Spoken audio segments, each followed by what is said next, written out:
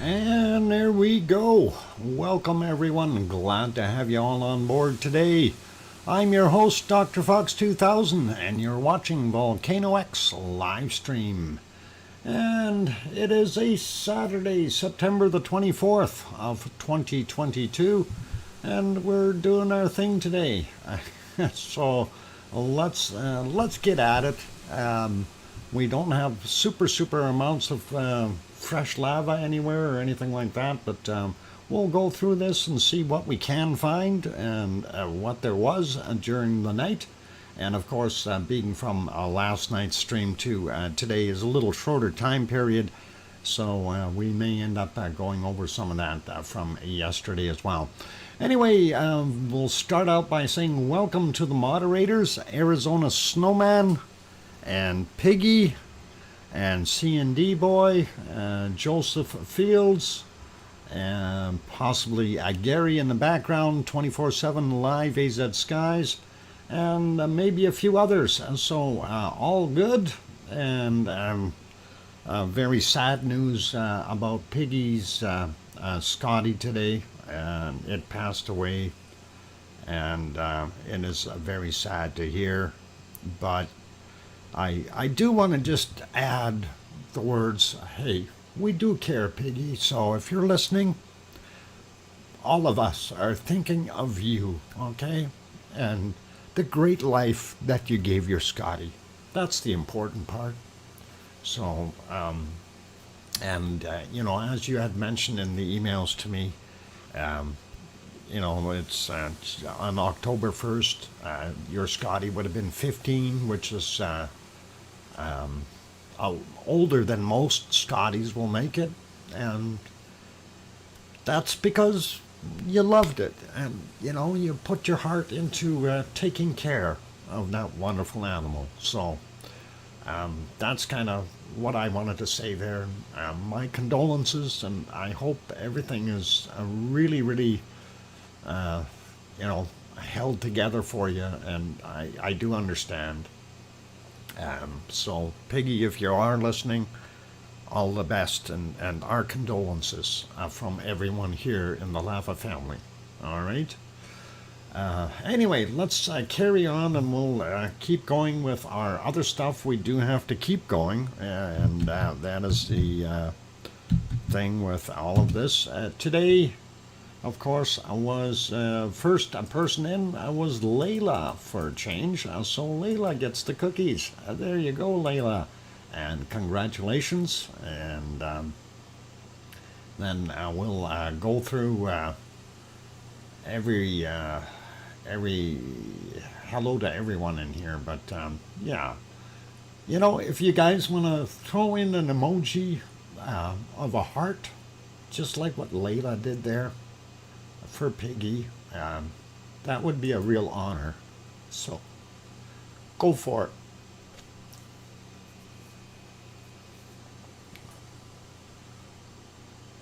Uh-oh.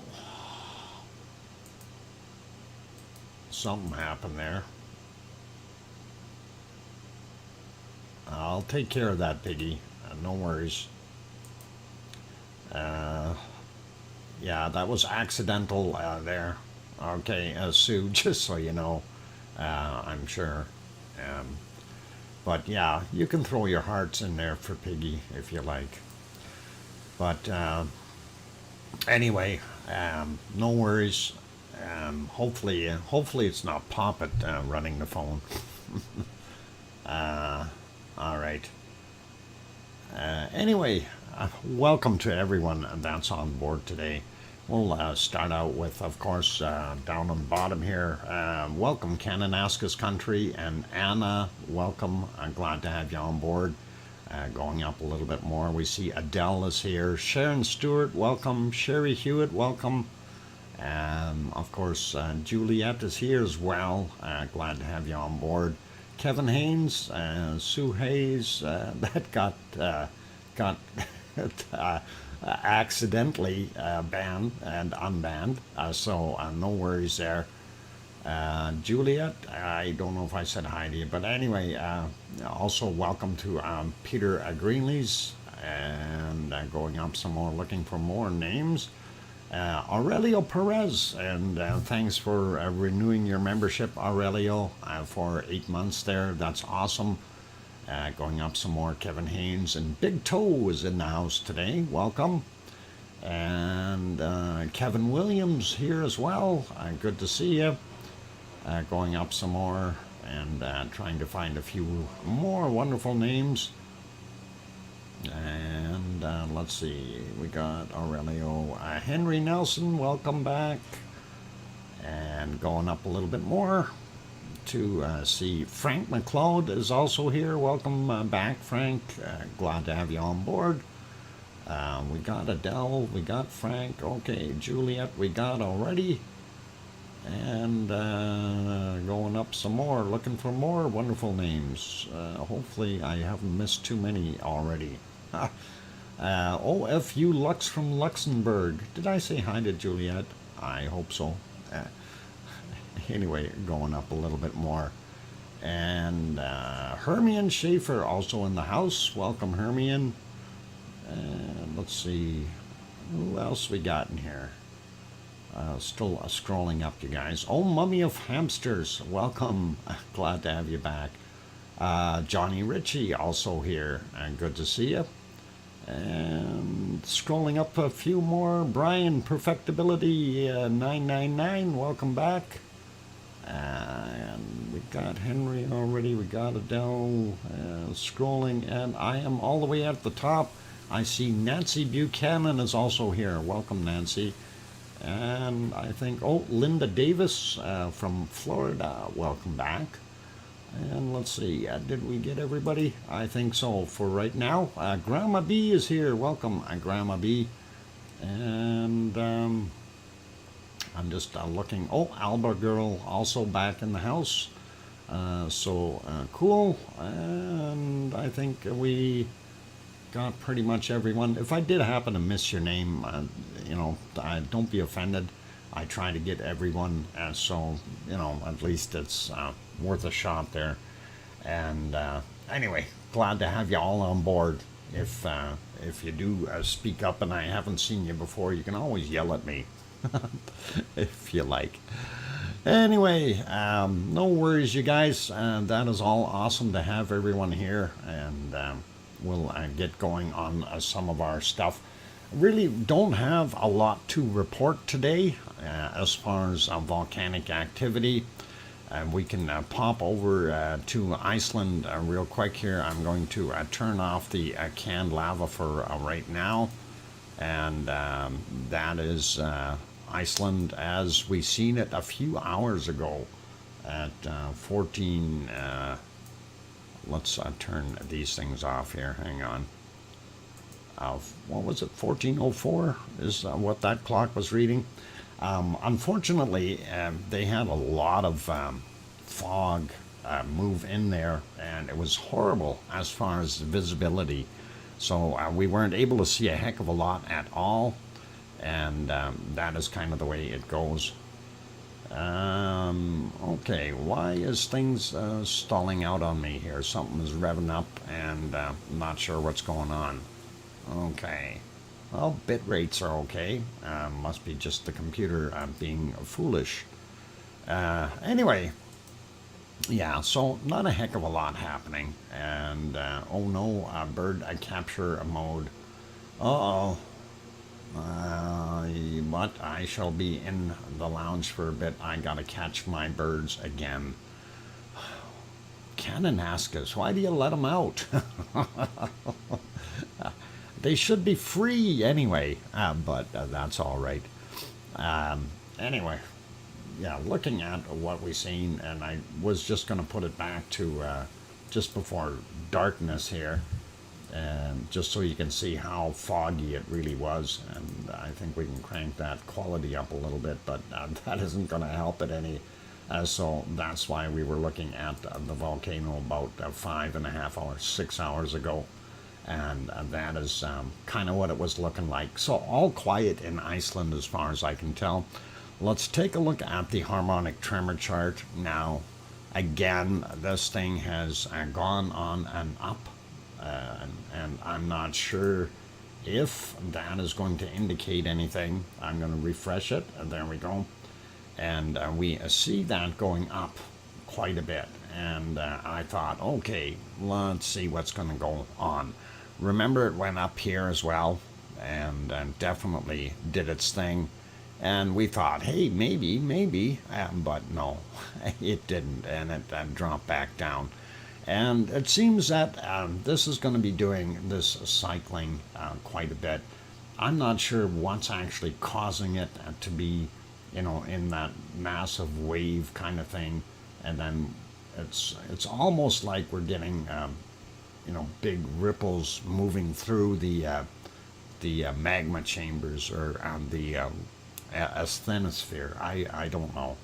It's kind of odd and weird, but that's what we see right now. If we go down and take a quick look at Grindavik and see pretty much the same kind of a pattern down there, and there was that original uptick and then back down, and then here we see it going up. This one isn't going up as steeply as the other one, but I don't know, except for right in here. We'll see what happens. This again, the fact that it's doing it in both places is telling us that we've got something happening. It's just kind of weird in that sense. When I say it's something happening, I'm referring to it's bigger than just the localized stuff. So it's not because of little earthquakes that are happening or tremors. But anyway, I stopped here on Grimsey as I was moving back up and kind of looking at how these things are happening here since we've had all those quakes, and they're starting to really subside.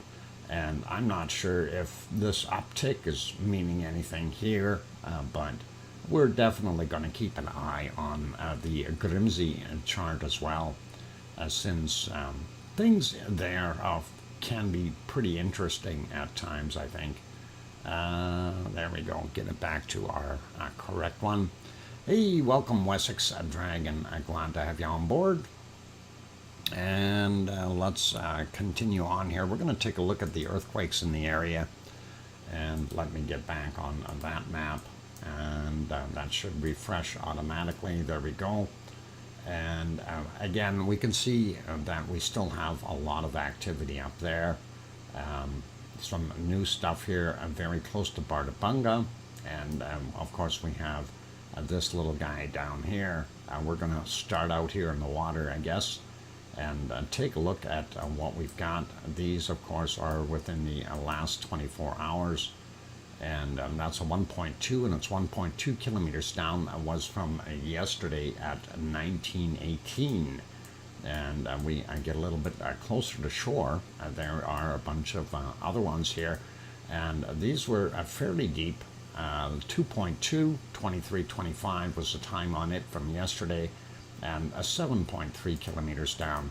And then we had this 1.5, 23:27 was the time yesterday, 7.1 kilometers down, and gives you a pretty good idea that these other ones shall be around that same mark. This one was from 6 a.m. today, and it was 7 kilometers down. And then we have this 1.3 also from today, 37 minutes after midnight, 1.3 and 7.4 kilometers down.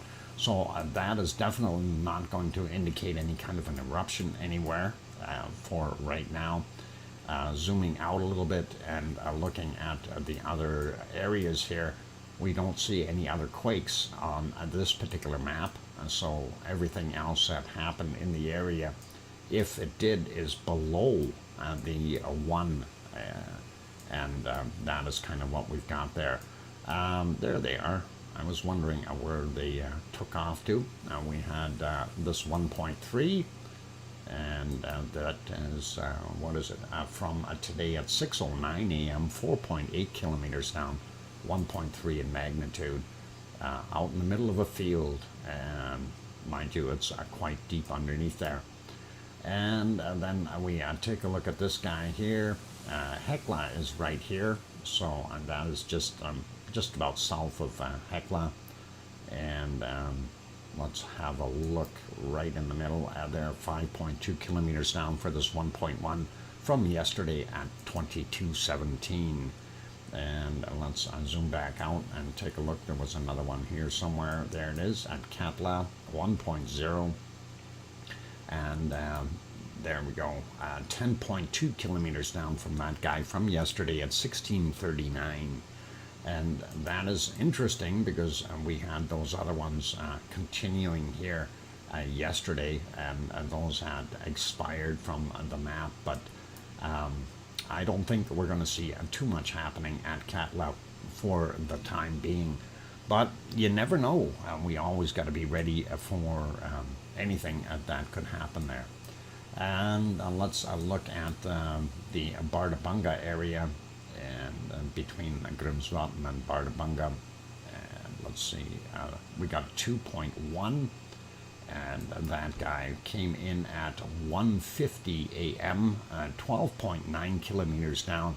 That's quite deep. Then we have a 1.2, and that one was a lot shallower. It was at 1.1 kilometers down from a 150 this morning as well. So backing out of that, we do see there's a 1.0 at Grimsvatn, and quick peek at that, 3.3 kilometers down, happened yesterday at 19:59. And that's kind of it for that guy. And when we slide up a little more, we see this here at Asja, and a 1.6, 3.3 kilometers down as well, 4:50 a.m. And it kind of makes you wonder that 4:50 a.m. Popped up a couple times already as we were going through these. And let's slide up to the north a little bit more, since we don't see anything else in between. And of course, here's the island of Grimsey, and our field of quakes. You notice that it's a lot less on this map today, so that is something really interesting. And I don't know what's going to happen in the future. Anyway, 1.9 from 2:13 this morning, 10 kilometers down. 1.5 right here, 10 kilometers down, 2:16 in the morning. This guy here from yesterday, 1.6, 5.5 kilometers down from 20:36. Then we have this guy, 1.3 from 16.9 kilometers down at 27 was the time on that yesterday. So I'm not going to go through all of these, but we see they're fairly deep. There's probably some that are not quite as deep. This is 13.4 kilometers. This one here, 17 kilometers deep. That is quite a long ways down. This one from 2:30 this morning, 1.9, 11.3 kilometers down. This 1.3, 13 kilometers down from yesterday. 23:15 was the time on that one. 1.4 here, 9 minutes after midnight, 13.9 kilometers down. Whoop, I didn't want to move that, just get rid of it. There we go. And we'll check this 1.7, 7.7 kilometers down from yesterday at 20:35. So if we switch over to the other map, it looks a little bit more like there's more. That's because they're counting a lot of the smaller ones as well, but definitely a lot less in our area here. Hey, it's King Colin Deadman in the channel. Welcome, welcome, your royal king. Anyway, I'm glad to have you on board. So, yep, a little bit more activity there, but nothing too major. And we've kind of gone over these. They are showing a newer 1.9 here from 1923 at very close to, I'll get it, hang on. Oh boy, Asja. 2.8 kilometers down, 1.9, of course, from 1923 today. And that's a little bigger. I don't believe we had that one either. Yeah, from today, 10:50 a.m., 1.6, 3.2 kilometers down. Things that make you go, And why are we seeing a 2.15 there? Happened at 7:50 a.m. Okay, the maps are varying, and it always kind of bugs me when, one map is telling you one thing then you go on another site and it's a different evaluation of data, I guess. Anyway, 2.15, that's sitting fairly close to Grimsvatn, 12.9 kilometers down, 7:50 in the morning. Let's maybe just take a look at a couple more here. See, they're showing, we only seen the one on the other map at Catlab. Now they're showing a couple of them here from 4:54 a.m. and that was 7.8 kilometers down for 2.4. 2.2 at 5.2 clicks down from 3:48. Yeah, it bugs me. It bugs me that the maps are different. Everybody should have the same data, right? At least try. Anyway, 13:39 is the time on this magnitude 2, 5.4 kilometers down by our wonderful volcano here. And not sure what's going to happen there. Let's go back and check this for a second. Yeah, the only one that we really had in our area of interest, of course, this is our Ragnar would be sitting there, and this would be the Siggy Fisher. But we did have a little quake up here right near Kilauea, and that was a 0.38, not very big. 4.4 kilometers down from yesterday at 20:33. So really nothing major happening there at all when we get right down to it, right? And that's unfortunate. I mean, I like to be able to see something.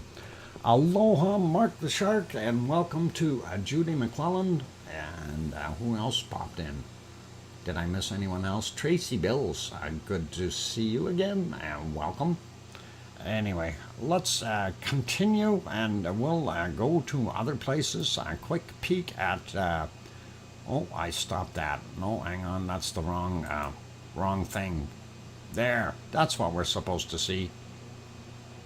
That video was from yesterday, so that's not going to count. Anyway, it was so cloudy there, I didn't bother doing a time lapse this morning. I should have, but I didn't. You couldn't see anything. But if we go back a few hours, it'll give you a pretty good idea of what it's looking like at Mount Etna today. And that's kind of it there, you know. And you can't even see Etna in the background, unfortunately. So it's very difficult. Normally you'd see the mountain in the background here. But nothing today, and that makes us very disappointed and sad in a way. Even when I go back a bunch of hours, it really never ever showed much of Mount Etna with that cloud layer hanging in there. And it was pretty tough to try to do anything with that. So, you know, I don't mind doing a video every once in a while of things popping out, but we didn't see the volcano at all, and that is kind of what it looks like right now. It is 22:19 there in Sicily, and that's what we've got for today from them. So let's pop over to our next place on the agenda, and that is our lovely Azores. Since we're already kind of in that neighborhood, we slide down there a little bit, and let me get on the right screen. There we go. And of course, here you can see some of the lights on Pico Island. We are on the island of Sao George. This is the harbor that's all lit up, and of course that's one of the smaller towns. Now, I did take a couple snapshots there just to show what it was looking like today. Seas were fairly rough, and this is from earlier before it got dark, and you see the amount of white water washing up there on the beaches and stuff. Very, very rough ocean right now for those good people. And then also had one of the little cove, and that is pretty good there. You can see the actual waves coming in and hitting there and creating all that whitewash to give you that better idea of what it looks like. Anyway, we'll turn that back off. This is the actual cove right now. It is still a little bit light. You can see a lot of that white water still splashing there, and definitely some bigger waves are breaking way out here. So rather than right at the shore, that's telling you it is pretty rough out there. Don't go in the water. Anyway, let's see what we got for earthquakes. Last time I checked, it wasn't very many. It was one. But let me see if I can get that a little bit wider. There we go. And yep, that was the only one we had was at 1.6 from 1:21 a.m. And that is about it for the Azores. Or actually, well, it's not it for the Azores. That's it for Sao George. Okay. When we go to the other map, we can see a little bit of a difference there. I'm going to refresh that one, even though I had done it a little bit ago, but we'll get that a little bit bigger. And of course, there we see that one 19 hours ago. They're calling it 2.0, but that is on the island of Sao George. And when we go over, we're looking over here at Tercia, is it, if I said it right? Anyway, they had two there 16 hours ago, a 2.4 according to this, and 16 hours ago, a 2.0. So that is on the other island. This is Sao George, this is Pico Island, and I do believe that is Tercia, if I have that name correct. And then there was also a quake down here in one of the old bowls, if you want to call it that. Old caldera of some sort, and that one was 6 hours ago, 2.1 in magnitude, and there we can see 13 kilometers down on that. What were the other ones? How deep were they, I wonder? 10 kilometers down on this guy, and the other one was 7 kilometers down. So it gives you a pretty good idea of what's happening in the Azores, and really not a heck of a lot on Sao George, and just the one quake. So maybe things will quieten down there.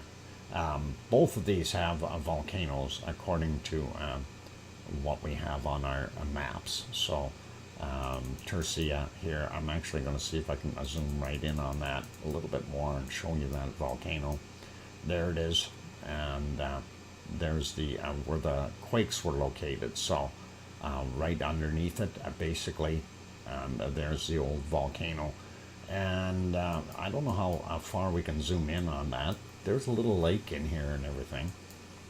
Since it's a big bowl, and the water has no other place to go. So I believe that is some water in here as well. Another little lake. And interesting stuff to look at. A caldera. We see a bunch of other mounds here of past eruptions as well. Pretty awesome to look at. And that is actually a fairly large volcano. So just imagine that whole thing erupting at once. That would be horrible for the people on the island. And it's fairly big. And where do you run and hide, right? Anyway, let's not create any fear-mongering or anything like that. It's just island life, and volcanoes don't go well in my books. So that's the way it is. Anyway, this is the Eurasian plate, and then this is the African plate. If we zoom out a little bit, you can see that a little more. And of course, this is the North American plate over here. Mid-Atlantic ridge going all the way through. And then here's our divider line. It's kind of messed up. This is really no man's land where the Azores are.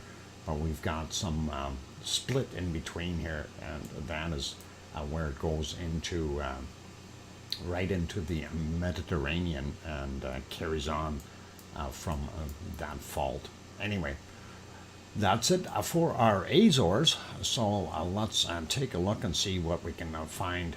Looks like some sort of footprint at the bottom of the ocean dock.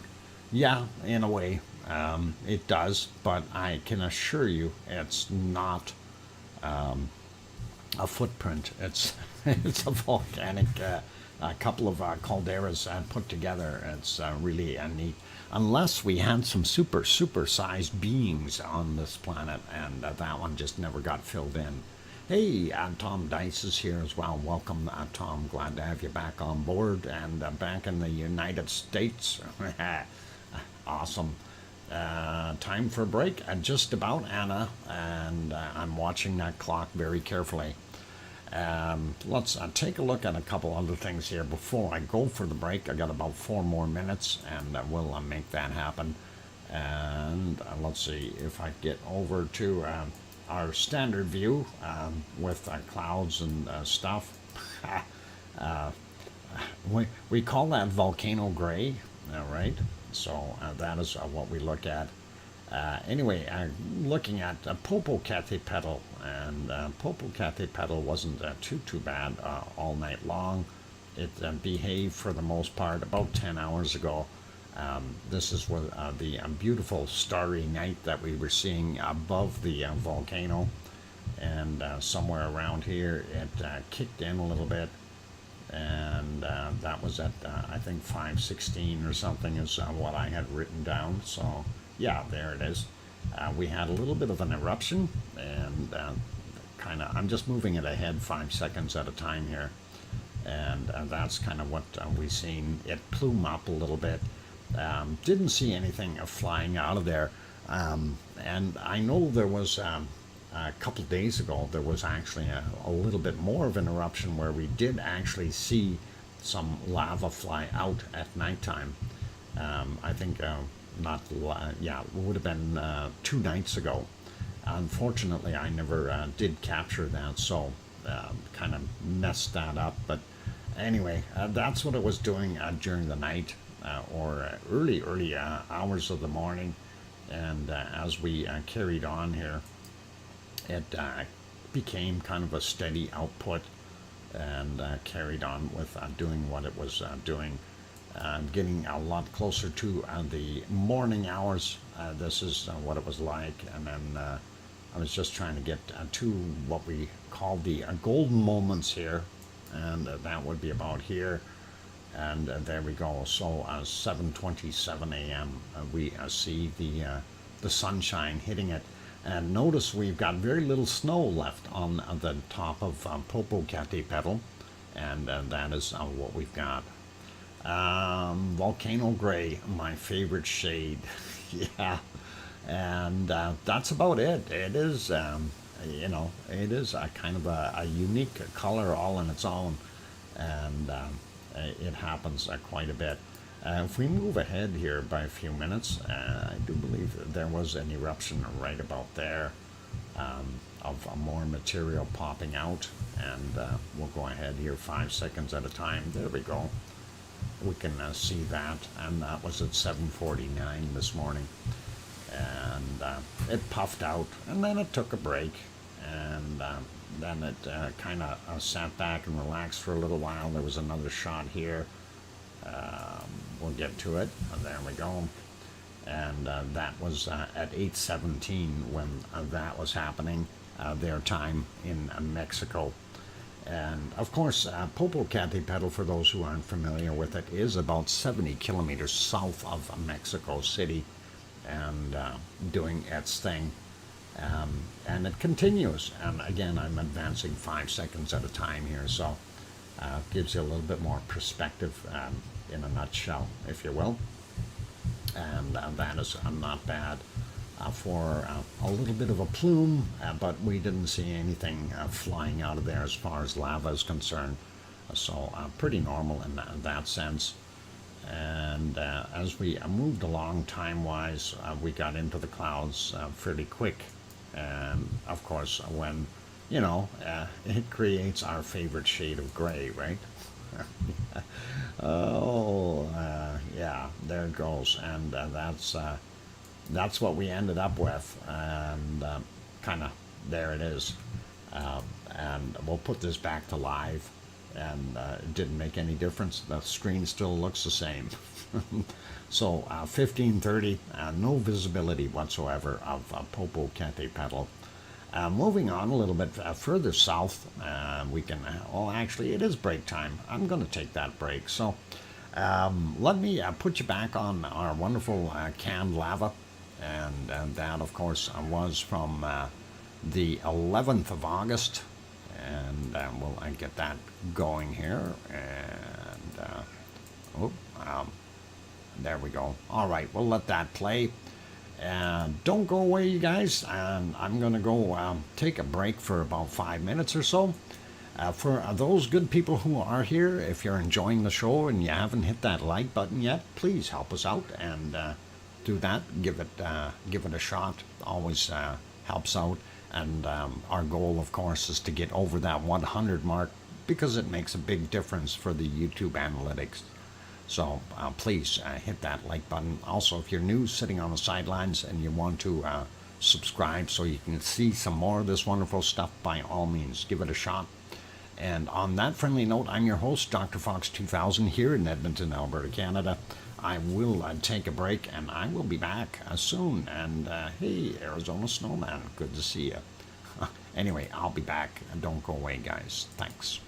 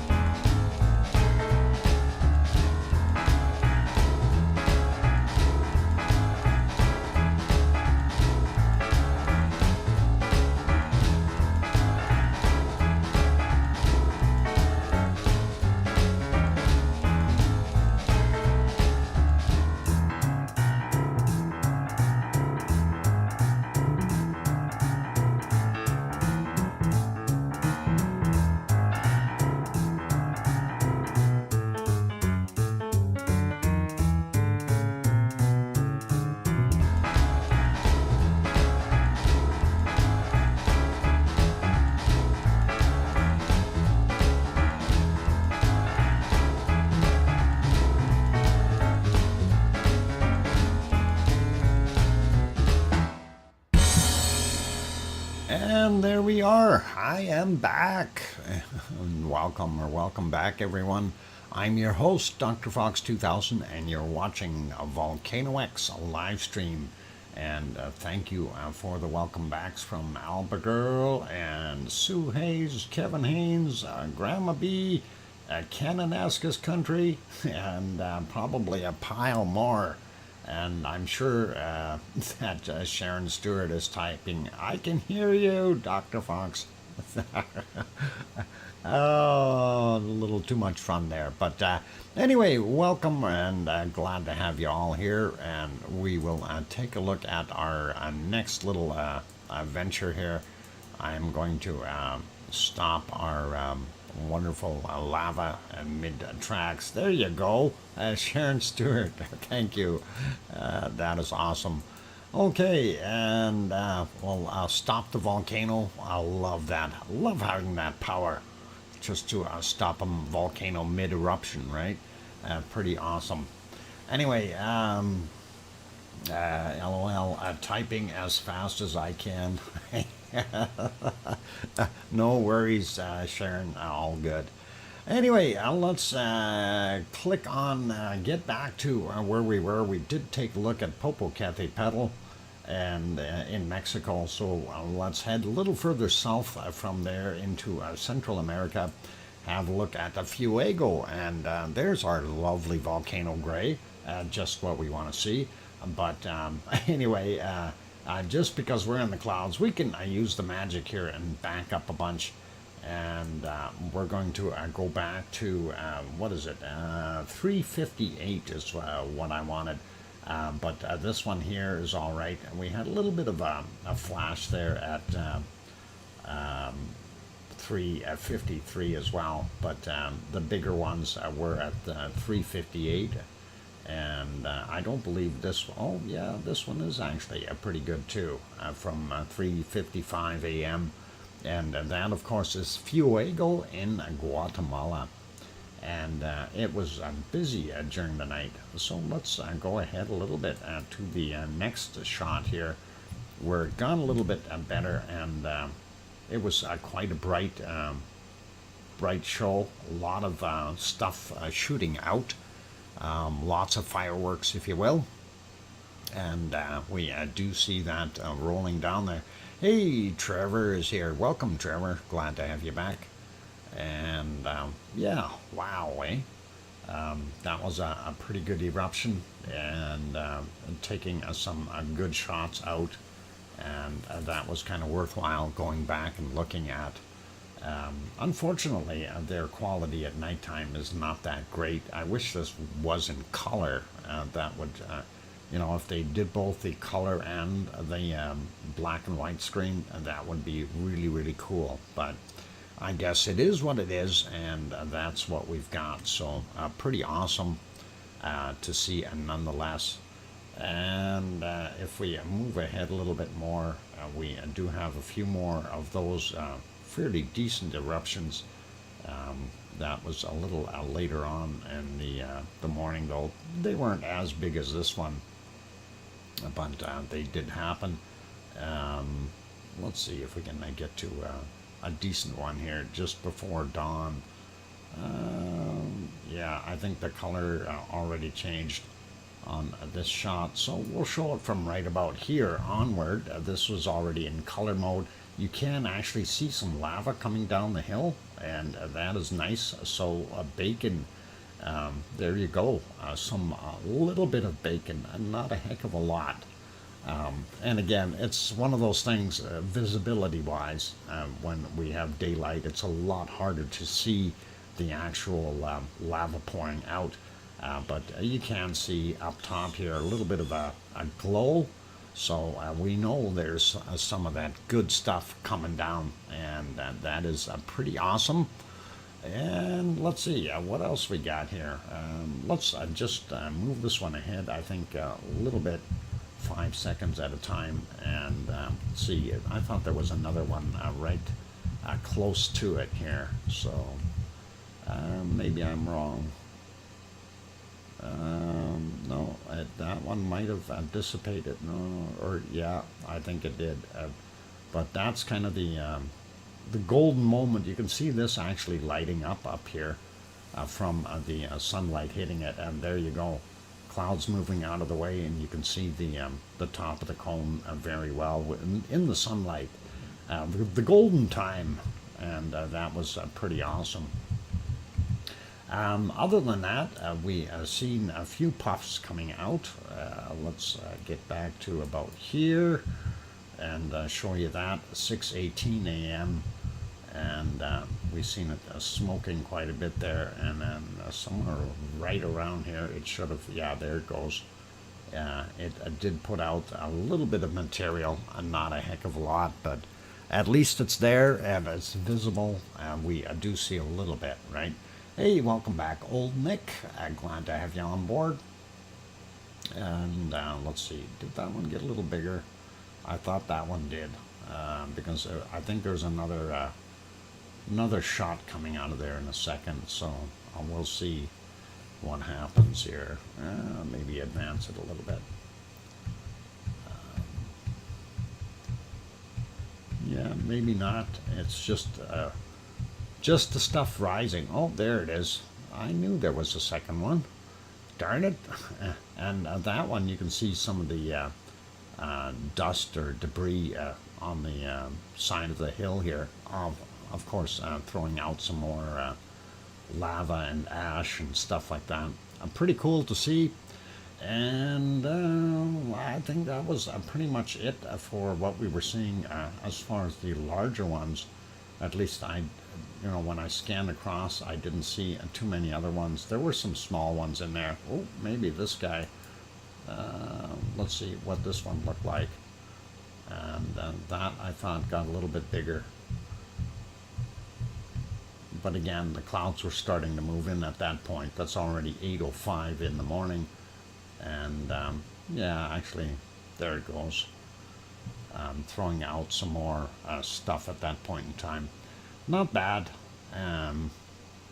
But again, hard to see any lava coming out of there because of what it is. So, yeah. Don't know what to really comment on here. Just a lot of dirty ash coming out. Unfortunately, no big lava plumes. I want to see lava. I really do. I want to see lava just, spurting out as high as this is. I know, wishful thinking. We do see here, though, that a lot of that material is actually flopped over and hugging the mountain. And that usually indicates that there is some material coming out of it. Unfortunately, these clouds are in the way, and there's nothing we can do to get rid of them. And there's another good shot out of it. So it kept on going. Again, I'm advancing at 5 seconds at a time to speed this process up here. So there's like a fourth or fifth shot coming out. And I think that was just about it, or maybe a little one there. Yeah, that's about it for that little eruption. It seems to be going in cycles where it's doing like 2 or 3 or 4 shots out at once, and then it sits quiet again. It's almost like the pressure has to build back up in the pipes before it'll shoot back out. But shortly thereafter, it was completely in the clouds, as we can see right about there, and then it ended up being like that for a while, and then we got our volcano gray, and that is what it's been like ever since, and we're back to live, and you didn't even notice that change, did you? Oh yeah, it's always fun when you go ahead 6 hours and still absolutely no change to the screen, and that's unfortunate. Anyway, moving along, zipping over to Merapi. Merapi is not really making us happy. Still quite a poor view, and it was in the clouds as well. And of course, there's our wonderful volcano gray in a slightly different shade. And this is 5 hours ago, same thing. If we go 8 hours ago, we couldn't see it either, and then even at 10 hours ago, it was hiding. So that's it for Merapi. No real shot in there at all. And sneaking over, there's Mount Ruapehu, and that is actually live right now, and we can see Mount Ruapehu. Not as much snow on it, but definitely lots of clouds around there. If we back up a little bit, there was a time where there were very little clouds. Let's see if that's about right here. 2 hours, 15 minutes ago. Yeah. Well, the cloud, nothing up in the sky, but sitting fairly low. So very early morning fog, if you will. Fog and clouds because of the colder temperatures in that area from the snow. That's why we get a lot of that a low-level cloud right there. Anyway, that's Ruapehu, and that is in New Zealand. Not doing a heck of a lot. Very hard to tell from this shot if there is anything coming out of the volcano itself. So that's all good. Hey, Storm Chaser 1211, welcome. I'm glad to have you on board. And I think I got everybody else that's been sneaking in here, so all good. And let's put that back to live, and we'll put it back on Merapi so I know where I left it. And we'll take a look over at our next one, and that is Krakatoa. And Krakatoa, and that is the view right now. The first thing that we look at, of course, is the graph, and it's on the way up. So definitely going to see some more eruptive activity there as we see the primary vent here. This is the longer range shot, but this is looking at the side of that vent, and we do see the glow of lava. We don't see anything popping out of there right now, but we'll certainly keep an eye on it and see what happens in our immediate future. Maybe we'll pop back there later in the stream and have a look and see exactly what it's doing. So pretty cool. And let's see if they have the other one on. And there is a Semeru. Semeru, of course, also in Indonesia. And that is on the eastern end of central Java. You can see some lava up in the top of the caldera, and a little spot right there. But I don't recall when I checked earlier if there was anything major coming out of it. There were a couple little puffs like this one here. This was from 3:30 this morning. So nothing really super. And that is kind of interesting. I thought I seen, hang on, I'm going to back up about 5 seconds. I thought I seen a falling star in there. But we'll see. Maybe I was just seeing things. Okay. Didn't see it. All right, no worries. I thought I seen it right about here, but that's okay. Anyway, that's what we've got happening there at Semeru.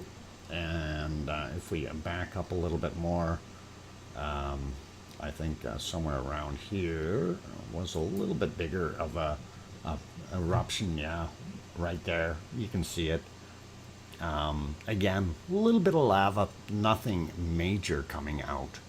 And that, of course, was at 2:54 a.m. their time.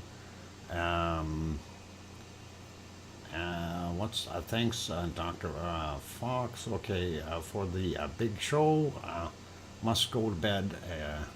It's late here. Okay, no worries, Anna. Good night, and take care. Sleep well. Very pleasant dreams, okay? And we'll see you tomorrow. All right, going back a little bit more. I don't know if we've seen any more there. I know it was a couple hours ago. Yeah, clouds. Story of our lives, right? That is, it's probably erupting while it's in the clouds, and we can never see it. But I think that is about it. So let's move forward, put it back to live. That is, of course, what it is there right now, 3:54 a.m. It's actually Sunday there already, still Saturday here, and they're over the international date line, so that's where that confusion comes into play. But I hope that's not that bad. Anyway, that's it for our wonderful Semaru, and let's take a look and see what we have in Japan. And we can have a quick peek. There we go. That is Semaru. No, not Semaru. Sakurajima. Boy, we were at Semaru. Sakurajima doing its thing. And of course, you see the colors of gray. That is, of course, our lovely volcano gray. When we back up a little bit, it gets really dark really quickly there. And during the night, didn't see too much because of the way the smoke was coming out of there. It was kind of coming our direction towards the camera, so very, very difficult to see anything happening there during the course of the night. And that is very unfortunate. And you know, it is what it is, so we take it as we get it. And going back, this is about 9 hours, 22 minutes ago. I was looking for a glow to see if there was anything glowing in that crater, and I couldn't see anything all night long. When we get back to that point, though, that's about 11 hours ago, it was pluming out and going the opposite direction. So winds have changed, and perhaps they've got another storm coming in that's caused the wind direction to change a little bit. Let's put that back on live, though, so we can see that. And quick check. Hey, one ice cream boat in, second ice cream boat coming. Yep, definitely worthwhile. You can run down and get yourself an ice cream. That is excellent. And again, for those who don't know, you go down that street down here, and then down at the lights, you hang a left. Anyway, get down to the dock and get your ice cream. They set up their booth as soon as they get docked, right? No, I'm kidding. I don't know if they do that. But somebody said there's ice cream down there. We like it. Anyway, let's take a look at the other ones in Japan. Maybe very difficult to see, but oh, hey, that's kind of pretty. That's a different looking sky that we normally see there at ASO. And of course, that is a volcano there, ASO. There's the caldera. A little bit of steam coming out, and some really cool looking clouds up top there with the sun rising in the background. And that is a really, really different shot, something I haven't seen here before. So very, very neat, very nice. I like it. But not too much coming out of there. I think a lot of it may have steamed off already. And we'll probably see minimal activity if it doesn't rain again. And pretty cool. So, yep, it is a very nice looking sky there. I like that. That looks really neat as the sun is rising. So, pretty cool. And let's take a look at one more here, and then it'll be break time again. I think we got our bug back. And of course, here's the caldera. This is Suwanoshi-jima. It's down on one of the islands down south of Japan. It is a Japanese island, and we have a bug on the camera lens. Darn bugs! It's bugged again, and it's in the same spot. That must be its favorite spot or something. It's probably got it marked. X marks the spot, right? Yep, the spider.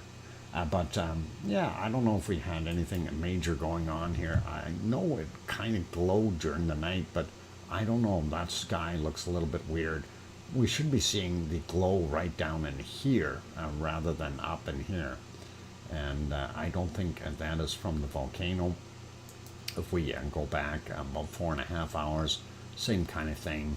and I think that camera is just a little bit tweaked out the wrong way as far as saturation. And anyway, this is at what is it, 2216 the time on that, and a little bit of smoke, a little bit of off gassing there, but not anything visible lava wise that we've seen. If we go back even further, that same kind of thing. So nothing really there to make us go, ooh, wow, right? And that's pretty much it.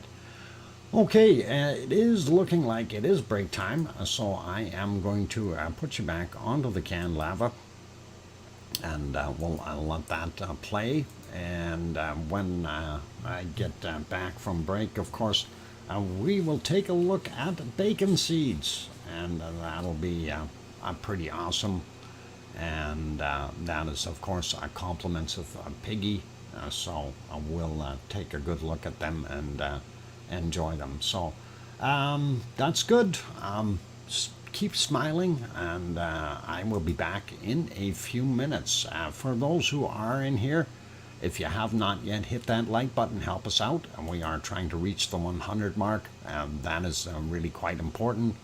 And also, if you're new and you haven't subscribed yet, please consider subscribing if you feel we've earned it. And on that note, I'm your host, DrFox2000. I'll be back in 5 minutes or thereabouts. Thank you.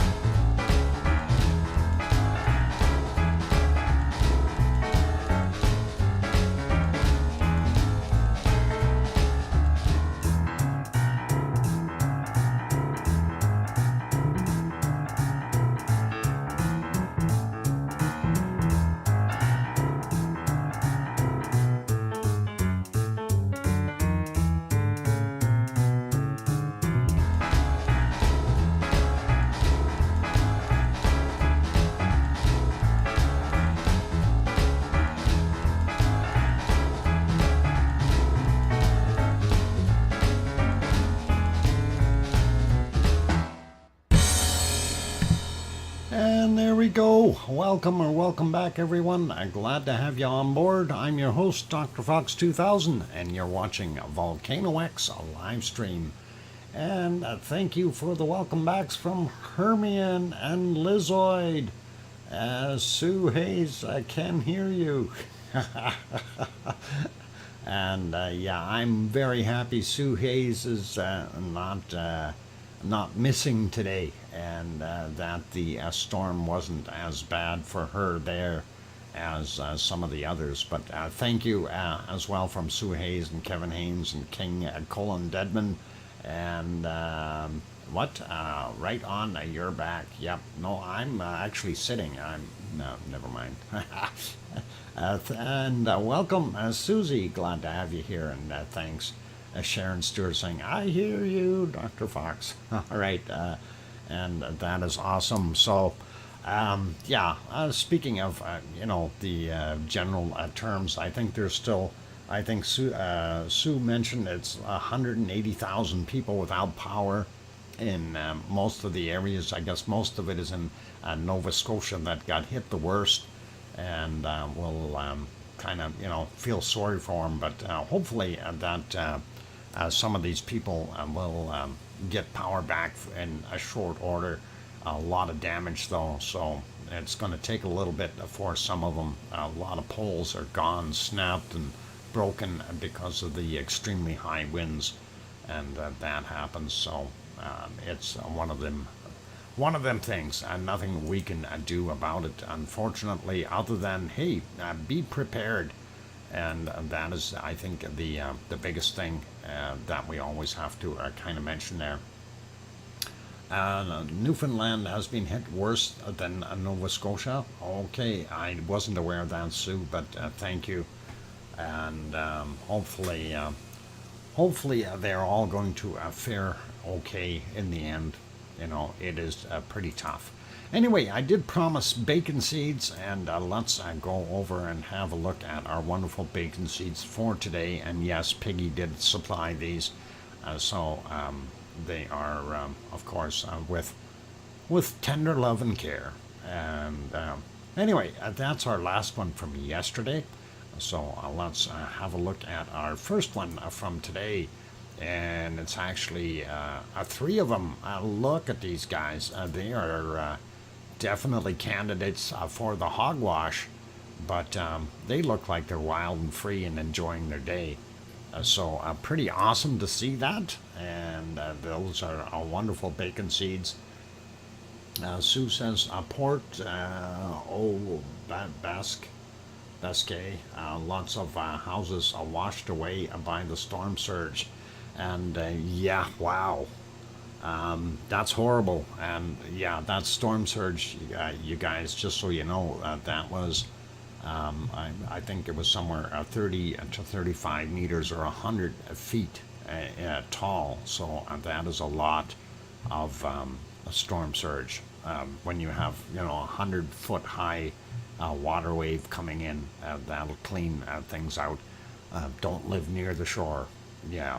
It is definitely dangerous. Anyway, continuing on, here's a whole little herd and a mama to protect them. And these are cute little red guys. Like that. They are awesome looking little ones. And yeah, the 3 pigeteers. Thanks, Trev. But here we got a whole family of them, and they are wonderful looking little guys. And that's always nice to see. And rusty piggies. Yeah, I guess they look kind of rusty. Next one on the agenda is this little guy looking at the camera and smiling, going, hey, got any treats for me? But definitely out and about and enjoying his or her day. We can't tell from here, of course, but hopefully it is going to enjoy the rest of the day. I really like that guy. He looks comfy and doesn't look like he's starving or anything. And that to me is always important. When you see these animals, you hope that their bellies are full and that they are in good spirits. Anyway, let's carry on. Next, bacon seeds. And yep, these are the 4 pigeteers rather than 3. And they're cute. Little guys. Just little guys. They're a little skinny though. They are newborns, or not very old, and they need to put on some weight. So Mama's got to feed them a little bit more, I think. KC says, I'm off to bed. Okay, Kananaskis country. Take care, sleep well, and all good. And let's get into our next bacon seeds. And there we go. That is a little cutie. He's smiling for the camera, going, hey! Or he's saying, cheese! No? Something like that. But definitely worthy of having a look at him. And pretty cute little guy there. So awesome. Next one is this guy. And he's about to snuffle the camera. And he's going, hey, are you in there?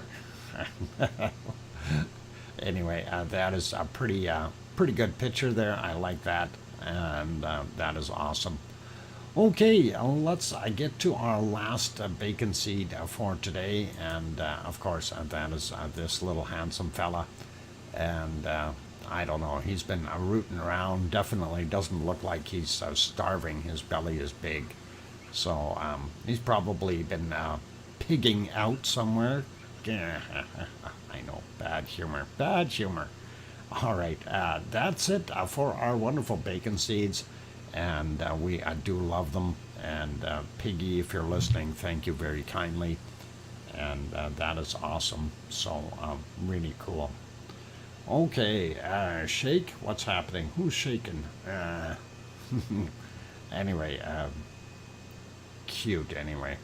All right, let's carry on with our next volcano on the list, and of course that is Taal. I don't believe Taal is in daylight yet. It is still early, very, very early in the wee hours there. And let's have a quick peek and see if we see anything happening there. And then we'll carry on with the other ones as well. Shake hoof with you. Oh, you mean like the trotter? Okay, I got it. Anyway, that is the Philippines. That is our Taal volcano, and I don't know. Can't see much here. Is there a plume? There might be a little bit of a plume going on. Very, very dark there, so it's hard to see if there is any off-gassing, and I don't know if that's a plume either, a little spot, but that's kind of what we see there today. We'll maybe see if we can check back in a little while once things clear up a little bit, and it gets a little bit lighter before the end of the show. And let's go to our next one, and of course that is our wonderful Yellowstone. Yellowstone, Old Faithful, a wonderful geyser. And of course that is what we've got there. Lots of people standing around. It must be erupting or going to erupt. We see them all the way around today. A beautiful looking day there by the looks of things. A little cloudy, but in some spots, but intermittent, and that's all right. And I was watching it earlier. Earlier this morning, it actually had a very, very one. What? Dr. Fox, I can see in the dark. Of course I can, Trev. Can't you? I switch my eyeballs from color mode to black and white, and then I turn on the IR lights, and everything seems to light up a little bit. But I don't know if you have that feature, Trevor, but you should try it. It's pretty cool. Anyway, this might be the start of it here. Hopefully it'll go. Anyway, Yellowstone, if you want to get this particular stream for yourself, just type in Yellowstone or Jellystone, either or, and it'll bring up the link for this site. And of course, in addition to having the video running, they also have maps on that same page, which shows you where all the geysers are, and you are more than welcome to pop over there and have a look. It is a pretty decent site, although their camera equipment, I think, needs to be upgraded a little bit, like 4K maybe. You know, just something, just a little upgrade, and nothing major, but we'd love to see that. Anyway, that is what we're seeing there. While we're looking, we may come back to that. I don't know if we want to sit here and wait for it to really start shooting out of there or not. Sometimes it can take a little bit. Some of the eruption times aren't as spectacular as others. This morning was actually very awesome because it was a really large amount, and the geyser was really pushing straight out, way up in the top here. So not seeing it come out of there yet, but it should pretty much any minute, and we'll see what happens. Anyway, we'll maybe check back in a minute or so. Let's go to Hawaii for a minute, and we'll take a look there, see what things are happening in good old Kilauea. And of course, here we are in the caldera of Kilauea. There's our lava pond.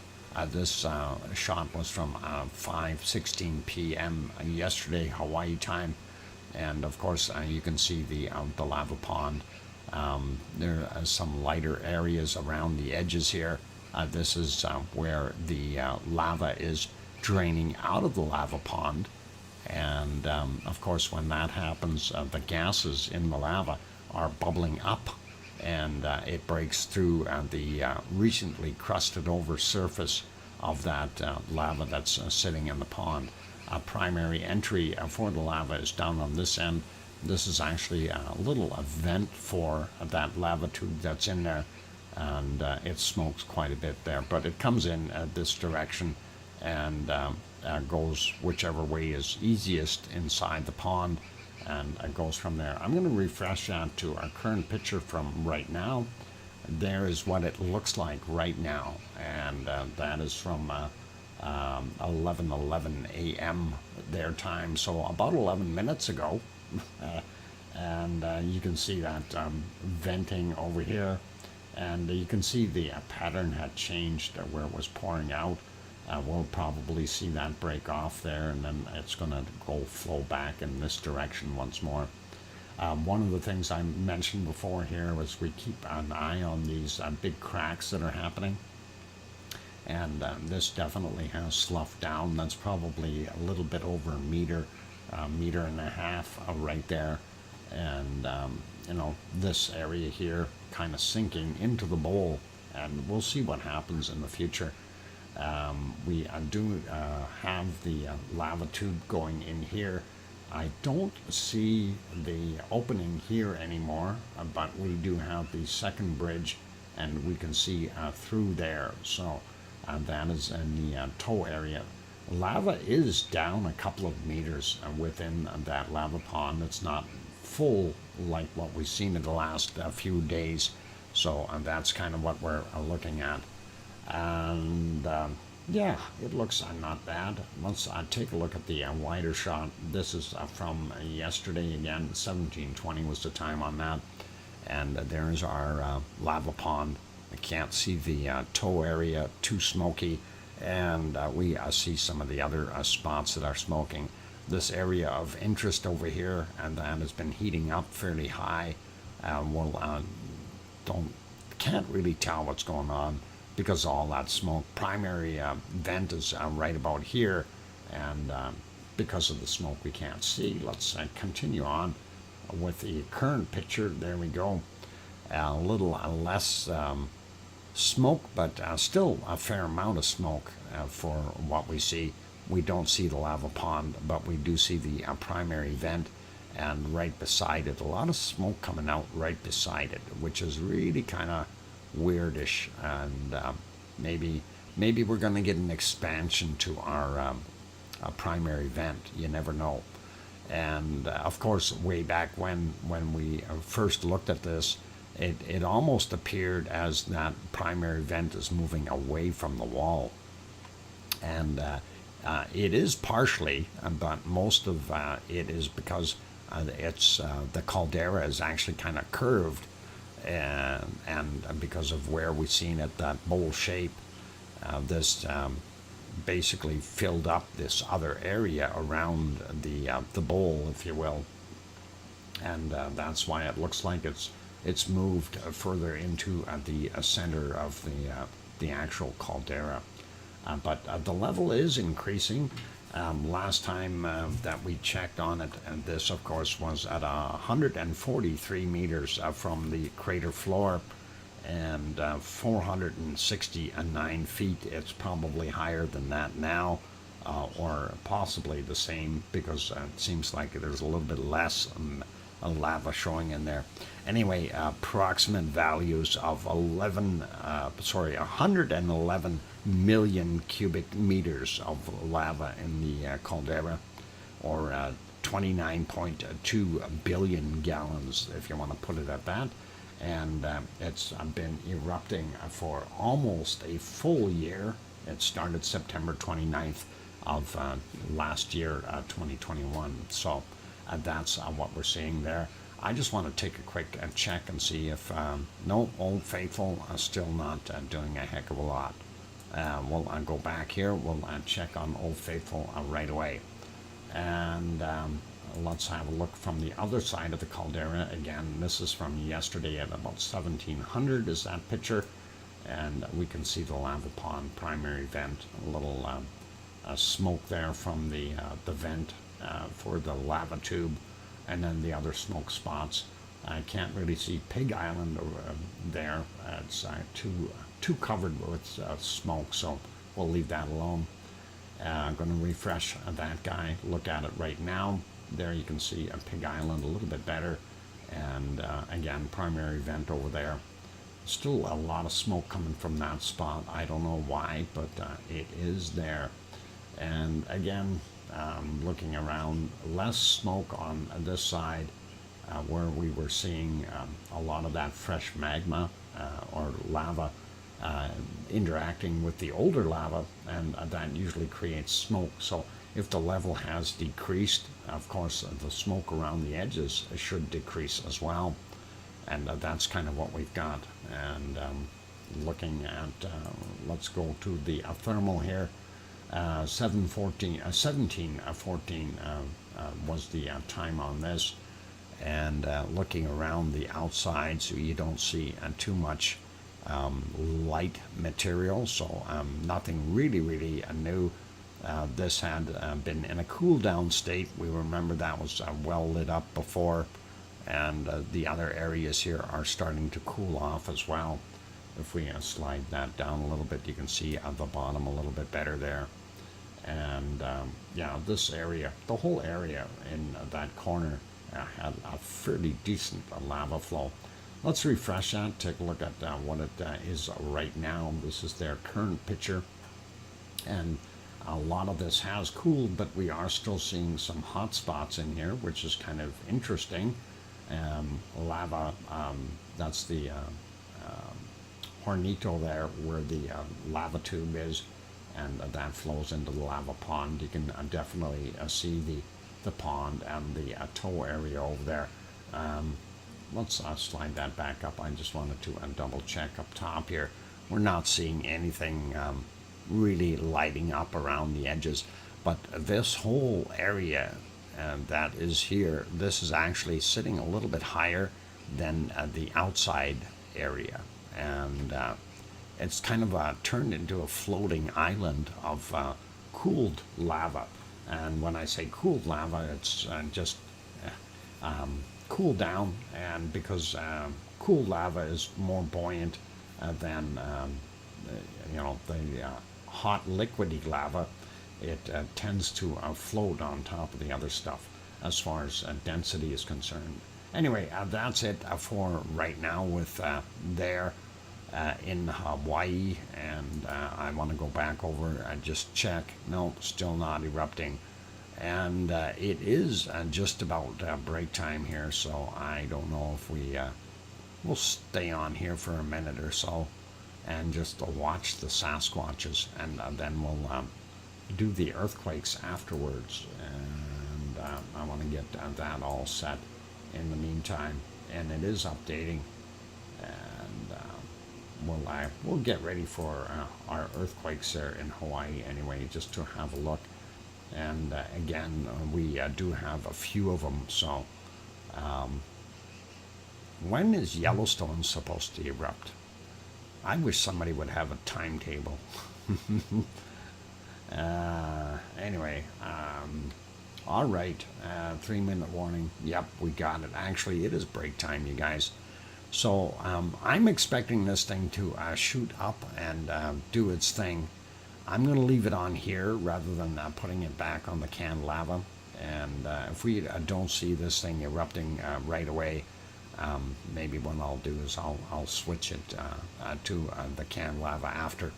But anyway, we'll leave it there. I'm going to go take that break, you guys. And for all of you who are here, if you have not yet hit that like button and you're enjoying the show, by all means show that support if you can. It's free. It doesn't cost you anything. And that would be really awesome. Also, for those people sitting on the outside, if you haven't joined in the chat, you want to join in, you do have to be subscribed for at least 1 minute before you can chat on the chat box. And we have that turned on because of the other spam that we've had going around. And we don't need to have links for pornography and dating sites and all kinds of stuff in here. So that's kind of why we're doing this. Irish Monk will be around for it, Dr. Fox. Irish Monk? Holy mackerel. All right. I'm thinking he might still be in traveling mode somewhere, and I'm not sure where that guy is.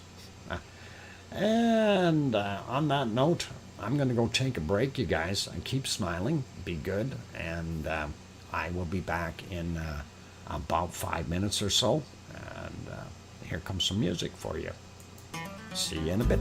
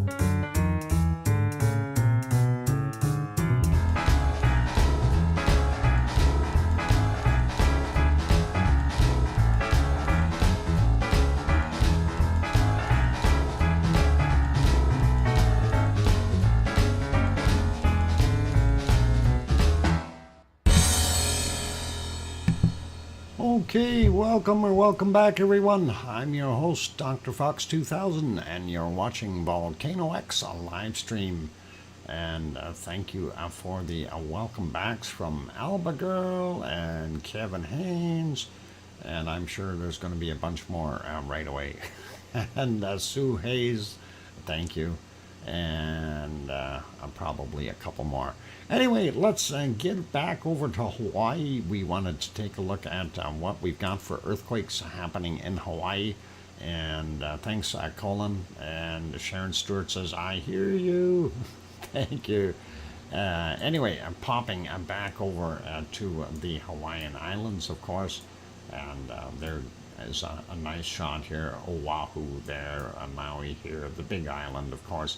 And the Big Island is the one that we are interested in, and we're going to zoom in there. We do have a few earthquakes, and since yesterday, of course, we're kind of short from our 24-hour thing. And for reals, all right, Sharon Stewart, cool. And thanks, Susie. And let's see, Susie, he is sitting on me now. Oh, Fluffy, you're a good kitty. Anyway, let's get at the earthquakes here. Pahala area first, of course. We'll catch these two out here in the water. 1.9, this guy from 12:33 today. Then we have another 1.9, and that one is from 23:13. That's actually from yesterday, so I'm not going to worry about that guy. And then we have 1.8 here, yesterday's as well, 23:34. And then we have a 2.4 from 17:39 yesterday. we have a 1.7 from 5:58 a.m. today, and then we have another 1.9 from 2:35 this morning. This new one sitting here, 2.3 from 14:47 Hawaii time, of course. And then we have 2.5. That is yesterday's from 22:01. And that is that area. Let's move over here a little bit more. We see this one, 2.0 from today, 13:15 was the time on that guy. Then we've got this guy, 1.8 from yesterday at 20:58. And moving up a little bit more, 2.0, 4:07 a.m. Then a couple just about right on top of each other, 2.2 from 2:35, let's try that again, 2:23, dyslexia, turning that number around. And there we go, 2.1 from 1:09 a.m. Let's have a look at this guy, 1.8, 6:26 a.m. This bigger one here, 3.5, and that's a little bit bigger than most of them, but 43 minutes after midnight Hawaii time. We'll grab this guy, 2.2 from yesterday, 20:01 was the time on that. And then 2.0, yesterday's 20:31. And we have a 2.1 there from 2012 yesterday. And then this guy here, what is it? It's 2.0 from 5:49. And moving on a little bit more, we have a couple stacked here. 2.1, 18:36 for the one of them from yesterday. The other one was from 20:49, and it was a 2.2. And then another 2.1 from 17:11. All of these in the Pahala area are somewhere between about 26 kilometers down to about 35, 36 kilometers down. Typically, sometimes we see them a little bit deeper, but not usually. And that is that Pahala area. And of course, Pahala is right there. So that is what we've got. And we'll zoom back out from there. Going to grab this weird one out here. And that is a 2.1 from 12, what is it, 12:16, 6.8 kilometers down. And then we also have a bunch up here, and Mauna Loa has been busy, shaken. And we've got too many to go through, so I'm just going to hit and a few of them, 2.5 from today, 13:19. We've got a 2.2 from 1:07 a.m. We've got 2.3 from yesterday, 20:29. Another one just about in the same spot from 11 minutes after midnight. I should be giving depths on some of these because they do vary. This one is 1.2 kilometers above sea level, so well into the mountain. And then we have this guy, 1.3 kilometers above sea level. That was from yesterday, 23:56 for that 2.0. And let's just grab a couple more in here. 1.6, 19:06 yesterday. Again, 1.3 kilometers above sea level. And we keep going. These guys in the caldera, 1.7, 18:44. 1.5 kilometers above sea level. Then we have this one here, 1.8 from yesterday, 17:52, 1.2 kilometers above sea level. This one at 23:48 from yesterday, same, well, it's 0.6 kilometers above sea level. Gives you a pretty good idea of what is going on there. We do have some stragglers here. 1.2 from yesterday at 20:25. 10.5 kilometers down. This 1.6 was 8.3 kilometers down from 2:04 a.m. Just going to check these little guys over here. 0.9 yesterday from 17:38, 4.2 kilometers down. And this 0.6, 21 minutes after midnight. That is 0.6 of a kilometer down below sea level. So that's what we're seeing right there. interesting and really going to be, I don't know, are we going to see an eruption? And that may happen. I mean, we've got quite a surge in activity as far as seeing these tremors in that area. And that is, we used to see one or two or three up here maybe, and now we're seeing, what we got there, 40, 50. It's starting to build up a little bit, so pretty awesome to see that, and we may end up with an eruption out of that. You never know. Welcome, James Bond. Glad to have you on board. And let's grab this guy here, 2.4 from 1319. And again, that is 1 kilometer above sea level, and that is on the slopes of Mauna Loa. And then we go into our wonderful Kilauea crater, and we do see some swarming in different spots. These are older ones, of course, and the only new one that we've got here is this 2.0 from 1342, and that was down 0.9 of a kilometer below sea level. So that is it for Hawaii as far as the Big Island. Lots of activity there on Mauna Loa. We'll see what happens in the future. That could be a precursor to what's happening, and we may see an eruption pop out of there. I'm going to zoom out a little bit, and we'll take a look at some of the other ones around the world real quick.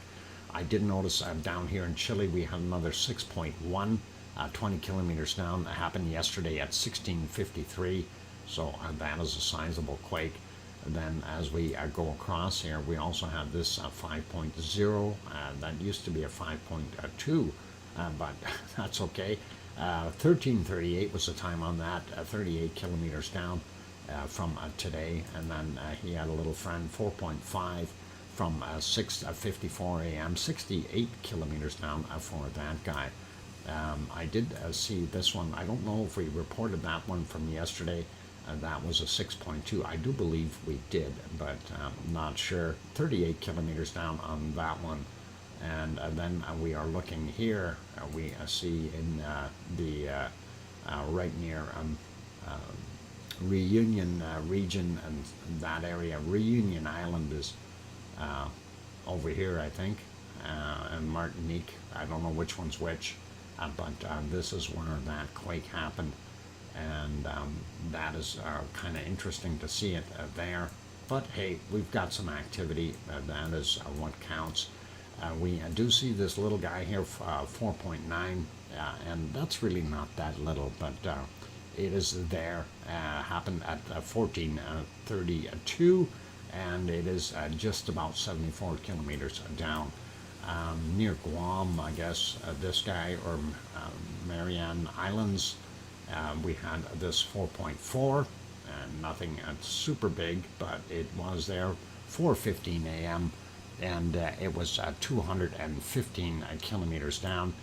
Japan had a couple of small quakes, this 4.1 from yesterday at 21:36, and that was 364 kilometers down. And then we had another 4.6 there from 1900 yesterday, 59.7 kilometers down on that guy. Going up north a little further, and we see a 4.4 from 16 minutes after midnight, 119 kilometers down for him. And not so bad looking in most of the other areas, and we haven't had that many more here in Japan, which, or not Japan, in Mexico, which is probably good. Speaking of Japan, I should check the ones in Taiwan. 4.6 here, 9:27 a.m. For this one, 52.2 kilometers down, and then some smaller ones along the coast, 4.6, 4.6, and what is that, 4.2.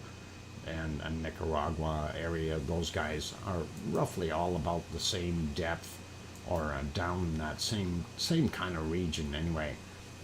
Just off of the coast of Cuba, though, we had a 4.3, so they are shaking a little bit as well. and this one here, Ecuador, 4.3 as well. And going up the coast, we see a 4.8, and that is pretty much on the San Andreas Fault, or very close to it, and that is coming up here. So that is, they did have a tsunami watch on for that one, but when we checked, there was no tsunami warning, so it's all good. We can get rid of that guy and not worry about it. Anyway, that is kind of what we had off the coast there. Not much up in the Aleutian Islands. Looks a little spotty as far as we can tell. And really not too much else. We do see another one up here at Jan Mayen, Svalbard area. That one was from yesterday, 2247, 10 kilometers down. And we had this one in Afghanistan, 4.1 kilometers, 4.1 magnitude, 203 kilometers down from yesterday as well at 1733. Since we seen most of those, and that's all good, let's pop over to the Canary Islands real quick, see what is new and shaking over there. Basically on La Palma is what we really want to see. But we see the one flashing here, 2.1, and that was from 1619 UTC their time there. So pretty awesome. That's in between Gran Canaria and Tenerife. And looking at La Palma, and La Palma, let's get zoomed in a little bit more. We see a lot of older ones, but today's, how many today? A few. And they're really not big. They're all pretty small when you get right down to it. So 0.9, 6 minutes after midnight, 7 kilometers down. And if you watch the map, of course, you see the ones with the blue circle around, and that's the one I'm referring to. 1.1, 13 kilometers down from 1:50 a.m., 1:51 a.m. We had another one, 0.9. And that was 13 kilometers down, as well as 1.6, 10 kilometers down, and this is a little deeper, 1.4 on the other side of the island, and 16 kilometers down on that guy. Really small, 1.5, and that is 7 kilometers down from 239. Then we get up a little higher here, 1.1, 2:51 a.m., 10 kilometers down. And looking at another 1.1 out on the coast there, 12 kilometers down from 3:43 a.m., 3:45 a.m. we had another one, 1.2, kind of same general area, 12 kilometers down. And then the last one was at 3:58 a.m. and 12 kilometers down, same area again, 1.0 in magnitude. And that pretty much covers what we've got there in La Palma, so not a heck of a lot happening there. A few little guys, and you know, they're all in what we call that middle playground zone. They're not down deep. We haven't seen anything that is in that 30 to 40 kilometer range down there, and of course that is where we would be looking to see if we have magma flow, magma movement, and we're not seeing that. These are all up fairly high, and not really anything to concern yourself with at this point. Good night, Alba girl. If you're leaving, take care of yourself, and we'll see you in the next stream, we hope. And let's go over to our volcano map. I'm going to refresh this guy since it's already a little bit old.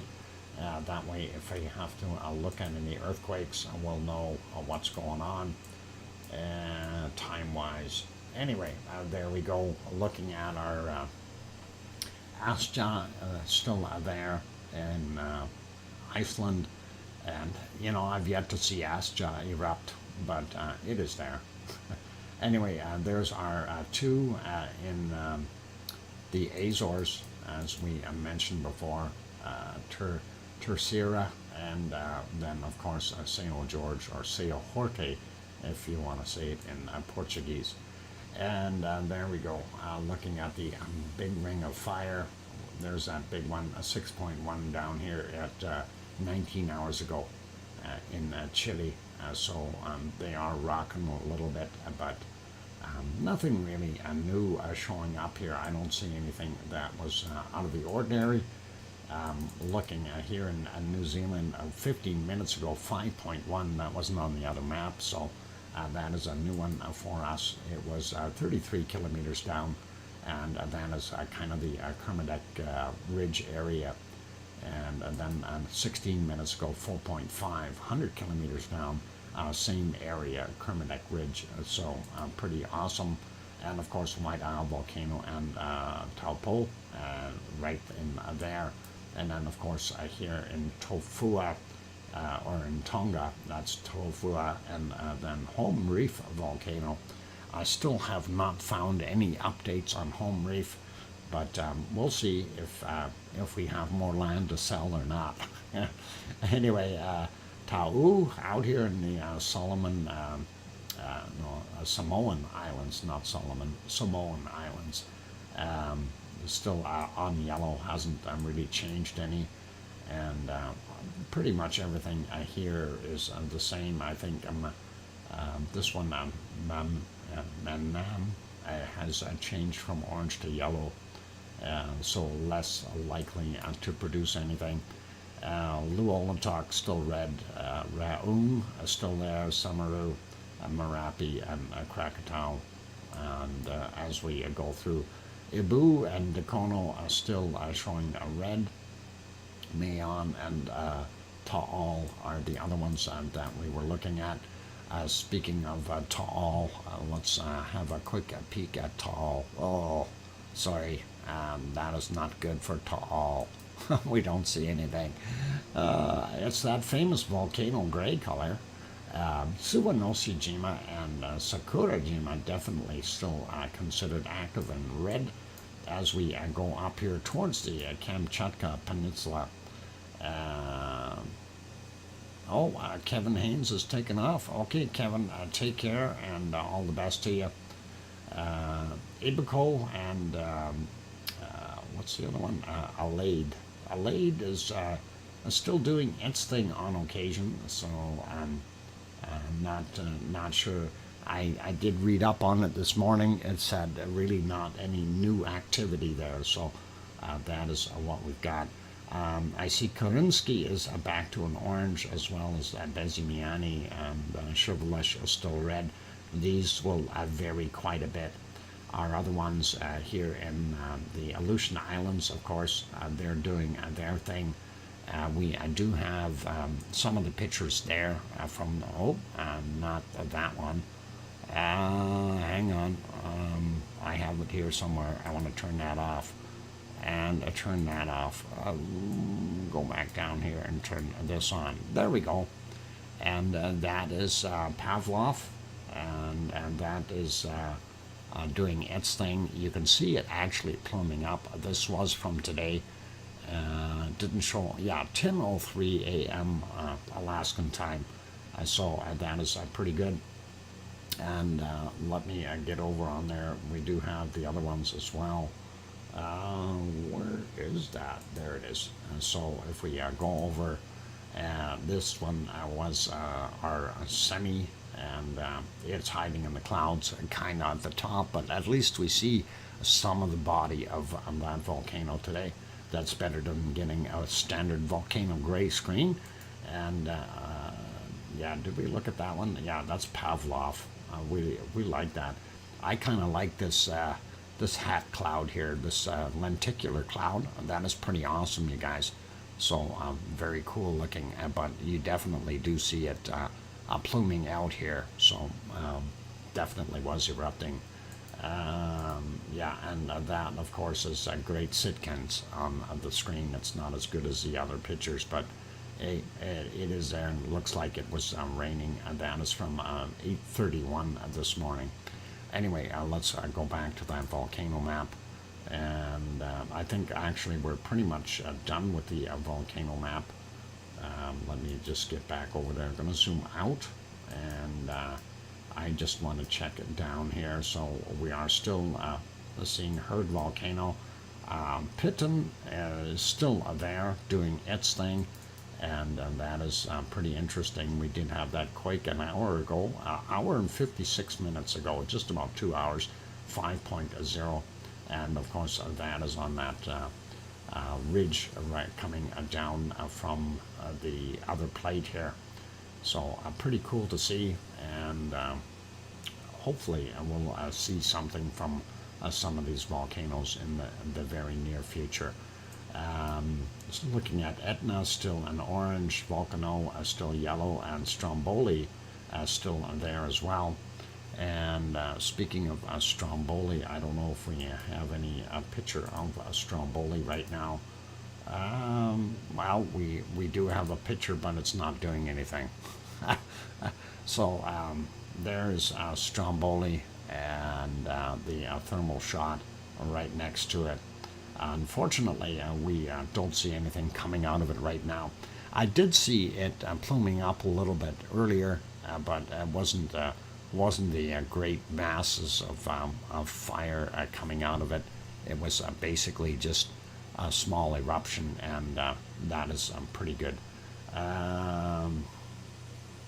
Yeah.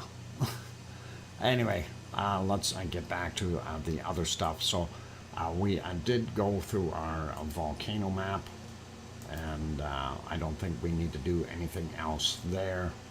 And let's see, is it weather time? It's actually break time, you guys. I do need to take a break. It is at that time of the day. And what we will do is we'll go over to weather afterwards, and I will let you watch some more of that lava. I'm going to use magic here to propagate this and make this thing go. Wrong magic button. There we go. All right. Anyway, that is, of course, from back in the 11th of August, and you're looking at the Siggy Fissure. So I'm going to do my thing. I see we are at 97 likes. Let's see if we can get that over 100. And anyone who hasn't hit that like button yet, please help us out. It really does help out with the YouTube analytics. And on that note, I am going to go take a 5-minute break or so, and then we'll go through the weather and see what's happening around the world, and all good that way. So smile and play nice in the lava. I'm your host, DrFox2000. I'll be back in 5 minutes. Thank you.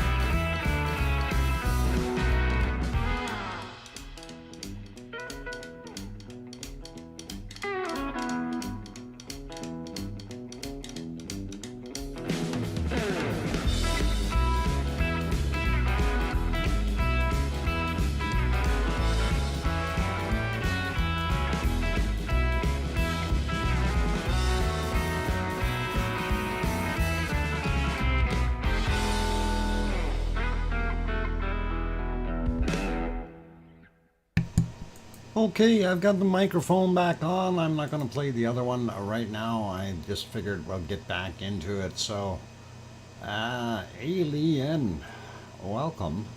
Do you human? Hey, who are you calling a human? Watch out, mister. Do you mind if I use the volcano to refuel my spaceship? This one, actually, the one in Fuego is got higher octane. So Fuego in Guatemala, it's really good high-grade octane right now for your spaceship. So you want to try that one. Just, you know, a bit of advice there. It's better. But welcome. Anyhow, it is time to go take a look at the weather, you guys, and we will go around and see what we can do. And I use my magical powers to stop this volcano in its tracks, and all good. Thank you, Sue Hayes and Sharon Stewart saying, I hear you. Okay, awesome, and glad you do. And there we go. Let's see what else we got cooking. Back to there. Where's my... there it is. Got it. Give it a second, it'll change, and we will see our wonderful weather map for today. I did refresh it, so we don't need to do that. But looking at North America, and we see that we'll start out with Alaska and Canada. Alaska looking fairly cool, not as cold as it was, but still very, very cool in comparison to what it was a month ago. So that's what we're seeing there. Higher elevations, of course, a lot colder, and the other areas single digits only. And we do see that big low sitting here, and it is drawing down all that air from the Arctic and swirling it around right around the bottom end here of Alaska, unfortunately. Making it cold in the top end of British Columbia as well. And then we have another major low sitting up in the northern portions up here in Nunavut, and that is drawing down some cold air as well. Looking at the prairies today, we actually had a fairly decent day here in Edmonton for a fall day, being September 24th. That is not bad, and I'm happy with that. And looking here at Saskatchewan and a good portion of Manitoba, and even up in the northern portions of Ontario has warmed up a little bit more, so pretty good. And looking around the Great Lakes, a little cooler, but that is kind of the way it is. And I want to get over here. We see portions of Quebec still holding some heat, but out here where Fiona is, that is still causing all kinds of grief for all the good people. And of course, it went up right through here, and it nailed Nova Scotia really bad, but also nailing Newfoundland. And I'm not sure where it's going to go. Newfoundland, Labrador up here.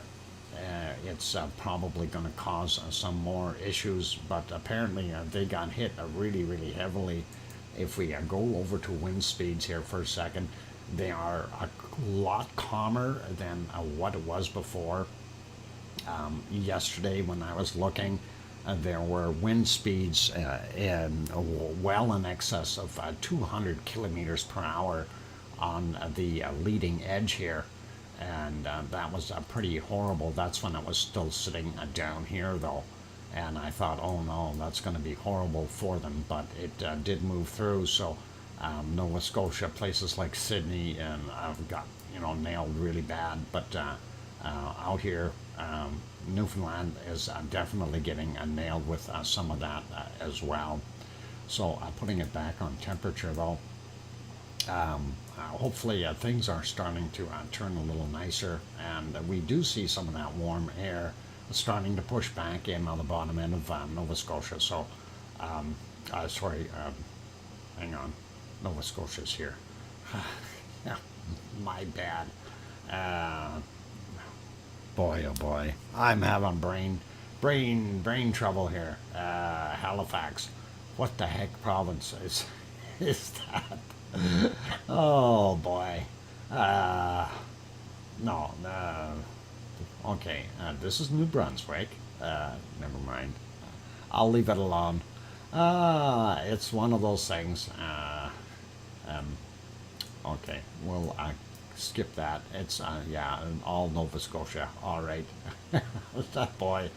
Oh, brain trouble sometimes. It's bad enough trying to figure out Newfoundland, Labrador, which is this area up here, and then they just call this Newfoundland, right? So it's one of those things for me. I've never been out there, so I really don't know all the difference, but we'll leave it at that. Anyway, looking in the United States, the upper prairie areas and stuff like that are about the same as Canada, so not too bad. But once we start getting down around the central area here, it starts to change out a little bit. And we see western portions of the U.S. Fairly warm for today. California has regained a lot of that higher temperature again, so looking at 33, 34, and that kind of thing. Sue is bringing up Death Valley for us, and that's probably going to be somewhere around 40 degrees or so. Yep, there it is, 40 degrees Celsius, 104 Fahrenheit, 10% relative humidity, so it's a dry heat. Hey, Alex France, greetings from windy old Iceland. Good to see you, Alex. Anyway, we also know that Phoenix, Arizona is just about that same temperature, 39, 40 degrees, quite warm down there. So this bottom portion, if you want heat, that's where you need to go. That is pretty, I was going to say that's pretty cool. It's pretty hot. Or the Baja area, that is pretty cooking as well. And looking at some of the states here, Texas, of course, being the winner for the most heat out of all of them, I think, with continuous coverage that is up in the 30s. I don't think there's any place in Texas that is below 30 degrees Celsius. So they've got some very warm temperatures. Going to the east, though, we do see Mississippi and Louisiana holding heat. You get into Alabama, starts to cool off just a little bit. Georgia, a little bit better. And down here in Florida, we are seeing fairly decent temperatures, but they've got another possible storm coming up. They now give it a name. It's called Ian. And Ian's trajectory was supposed to be coming up this way somewhere. So it may end up getting up here into the Gulf. We'll see what happens. But it may also die out down here depending on how much power it gains or loses very quickly. So not a big concern. Looking at eastern portions of the U.S. going up the coast, as soon as you get up to New York, you start really cooling off. 20 degrees Celsius there. You get a little further north up into Maine, down into single digit, or sorry, low teens, I should say. But we see the same thing with Ontario, is holding a not bad temperature.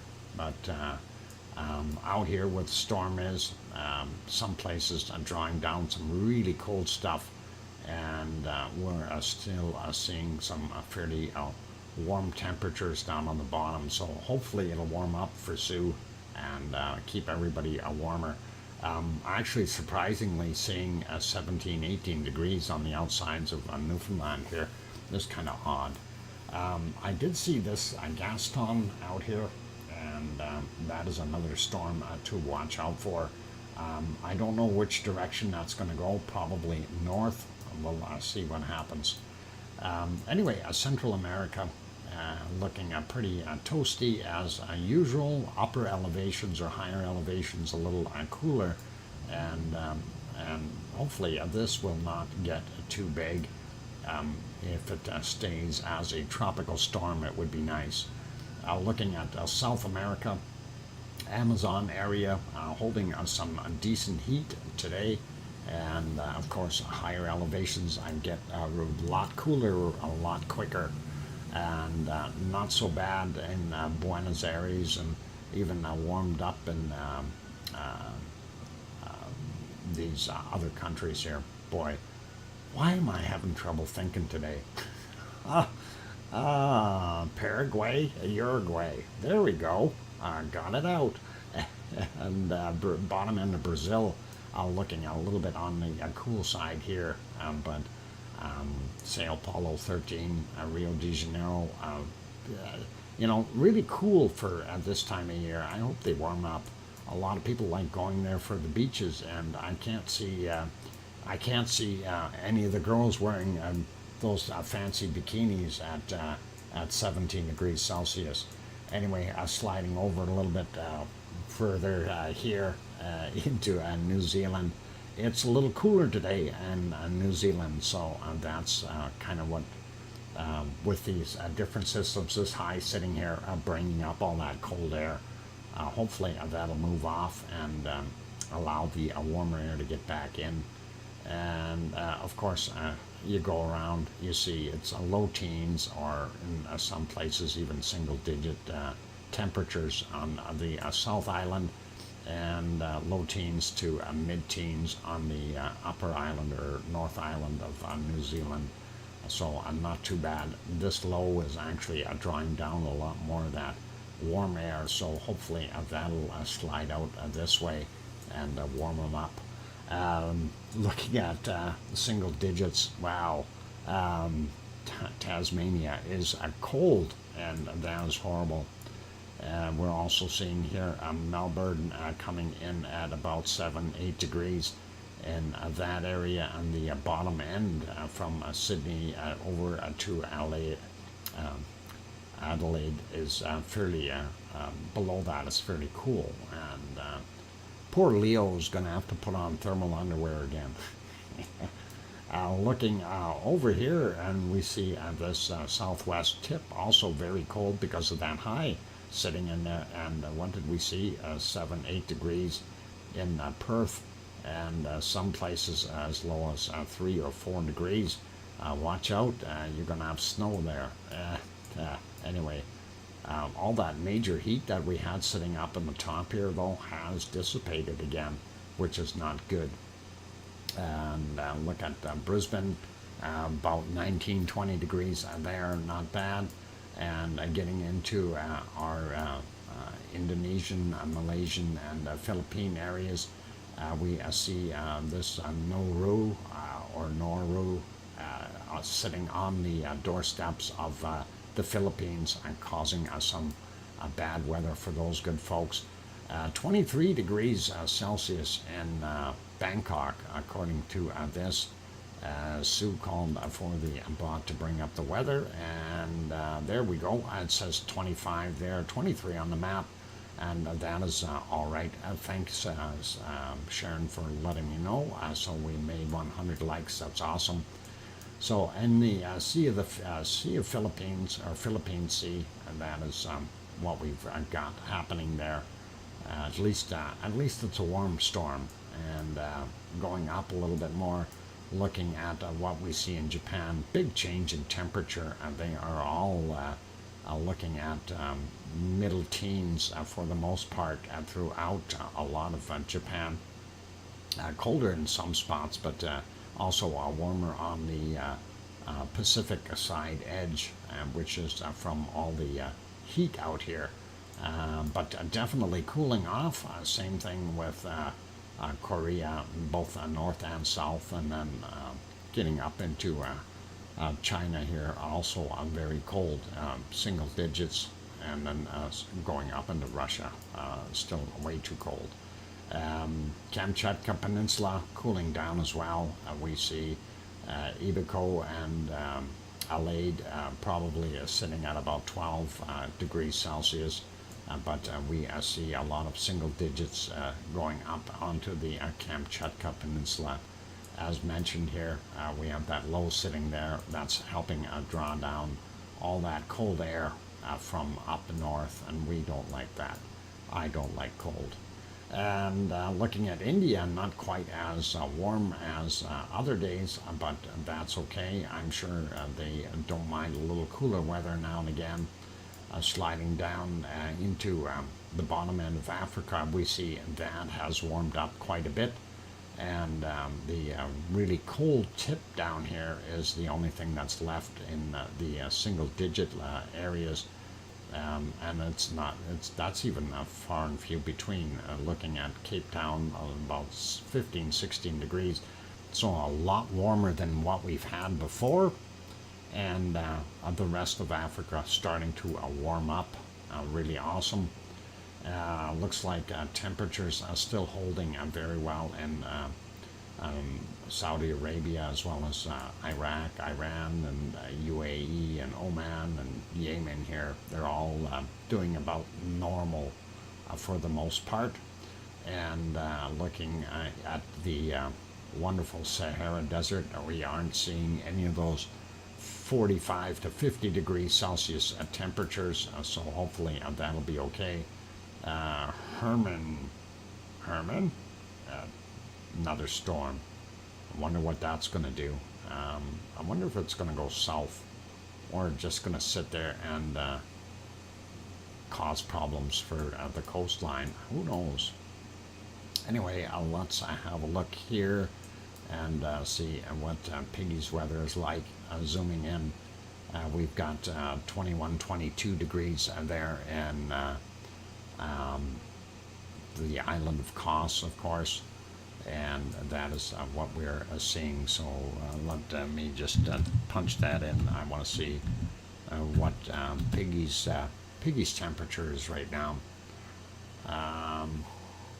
Yep, we got that, Susie, already covered in 20 degrees Celsius, so a little bit cooler there.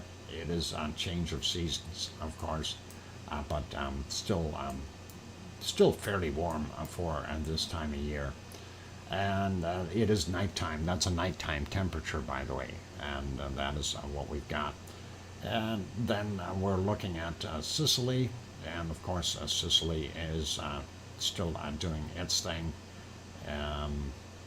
It's cooling down a bit though, but we are still seeing double digit or in the 20s around the edges. Same thing with Italy, but the higher elevations definitely cooling off very quickly. So change of seasons for sure, but today it looks like the warmth is pushing back to the north here, warming things up again for them a little bit. Moving off, looking at Spain, top half of Spain a lot cooler, bottom half holding some nice temps. It is nighttime temperatures, so these are to be expected. Actually, we would probably see it a little bit lower and down on the bottom end in the winter time. We'll see what happens.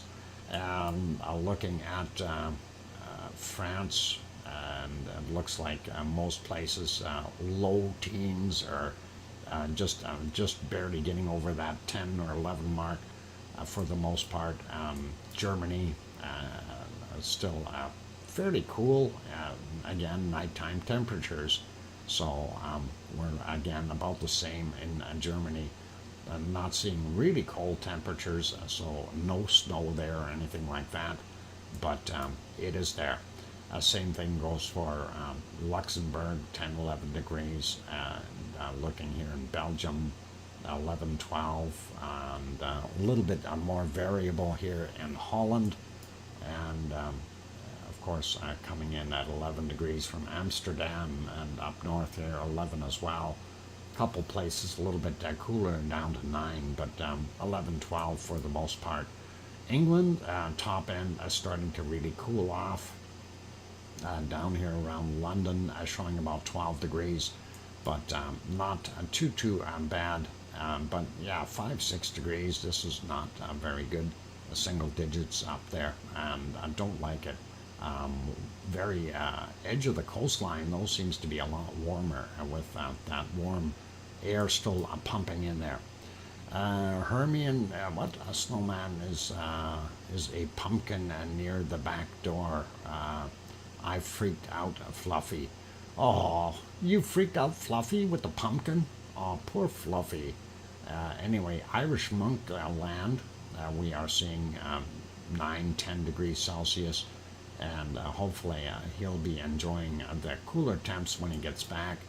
And that's about it for there. Going up and having a quick look at Denmark, still single digits for the most part again.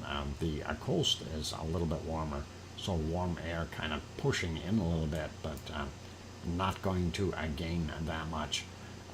Looking at Norway, all the way to the top. Norway is pretty cold. Sweden, for the most part, about the same, and then Finland a little bit cooler as well, single digits again. And looking at Stockholm, 10, 11 degrees. Oslo coming in at 5, 6, 7, depending on where you point the pointer. And going over here, St. Petersburg, about 7 degrees. Riga showing 10. Helsinki, about 9, 10 degrees as well.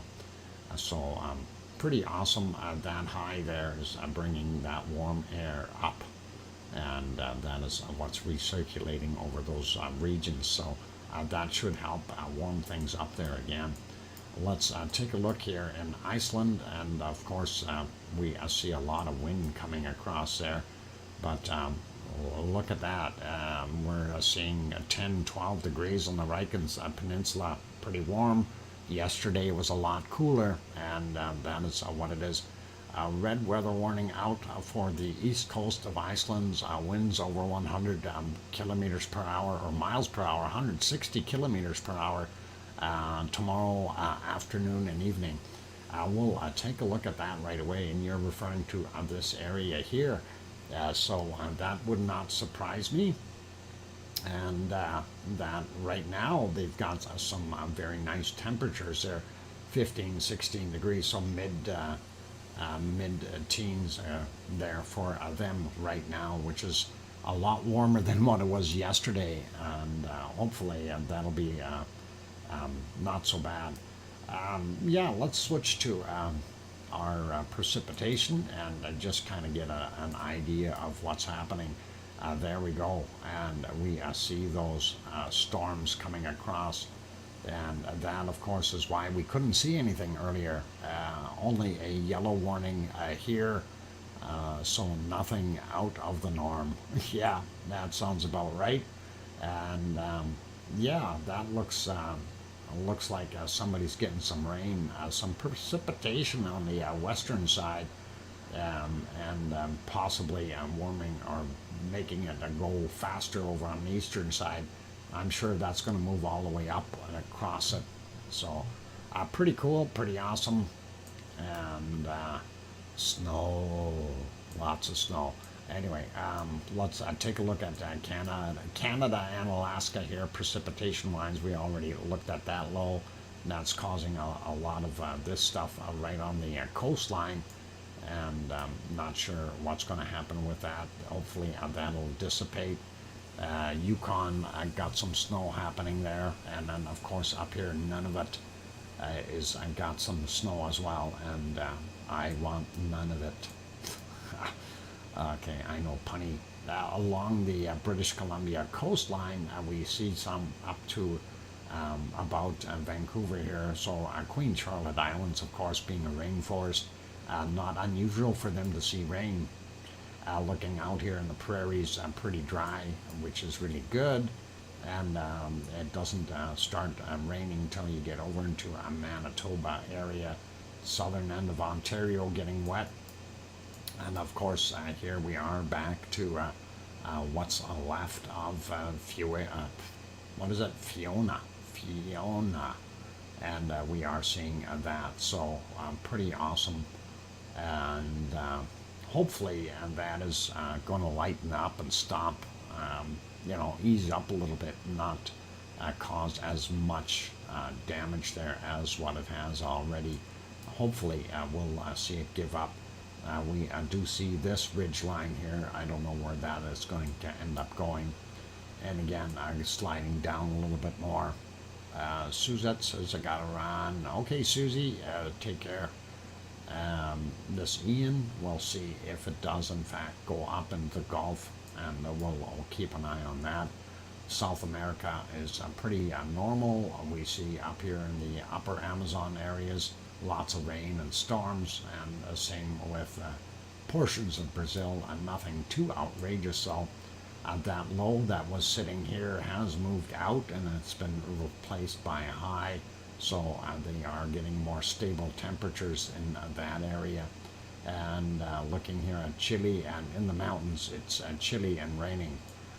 And sliding over a little bit more, taking a look at New Zealand. New Zealand happens to be out in the clear for the most part right now. That high is helping, but it also is bringing in that cold temperature, right? So that's kind of what we got. That low is pretty wet looking there. And then we've got these two lows. I don't know which direction they're going to head yet. That is looking like it's pushing north. This is pushing south. It's going to be an interesting adventure. And looking at Tasmania, no rain. Same thing with Melbourne area, pretty dry. Same with Sydney and Brisbane. Only water coming in is right in here, and that is okay. Getting up into our Papua New Guinea area, and then our Indonesian area, we see lots of different storms, pretty much normal, and we're seeing what it is, and it's pretty nasty. Looks like Bangkok might be getting rained on as well again. There's that other storm, Noru, and Noru, whatever they call it, but that's still sitting out here in the Philippine Sea. It will probably move in this way. We'll see what happens by tomorrow. And of course, looking at Japan, looks like they're going to clear up a little bit for a day or two, and hopefully that other ridge won't affect them so much. That other storm developing up here, and that is probably going to go across the Kamchatka Peninsula. We'll see what happens with it as well. And that's kind of it for there. Looking at India, storms, and more storms. Wow, bottom half isn't so bad. Sri Lanka looking pretty dry.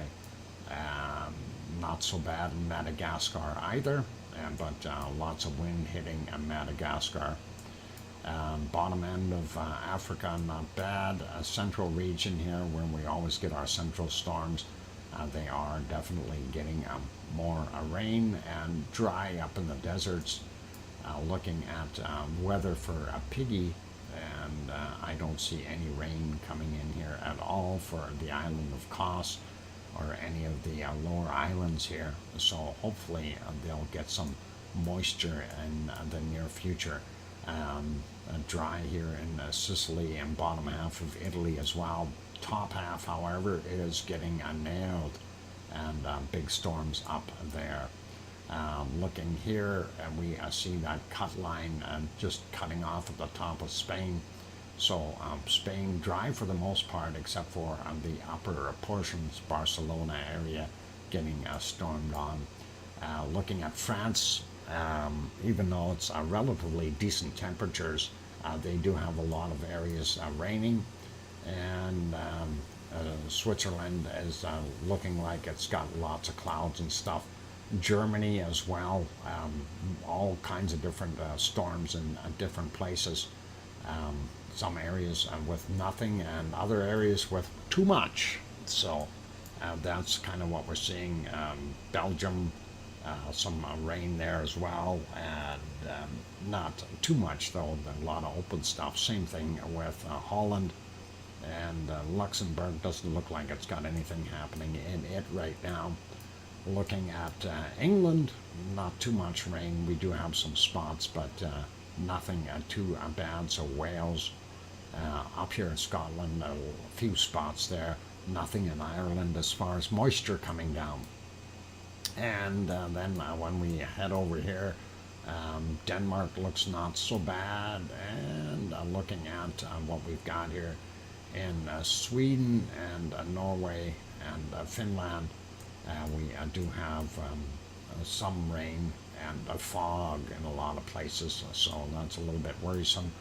We see this system here, their weather machine in Moscow is drawing in all this stuff, keeping Moscow wet.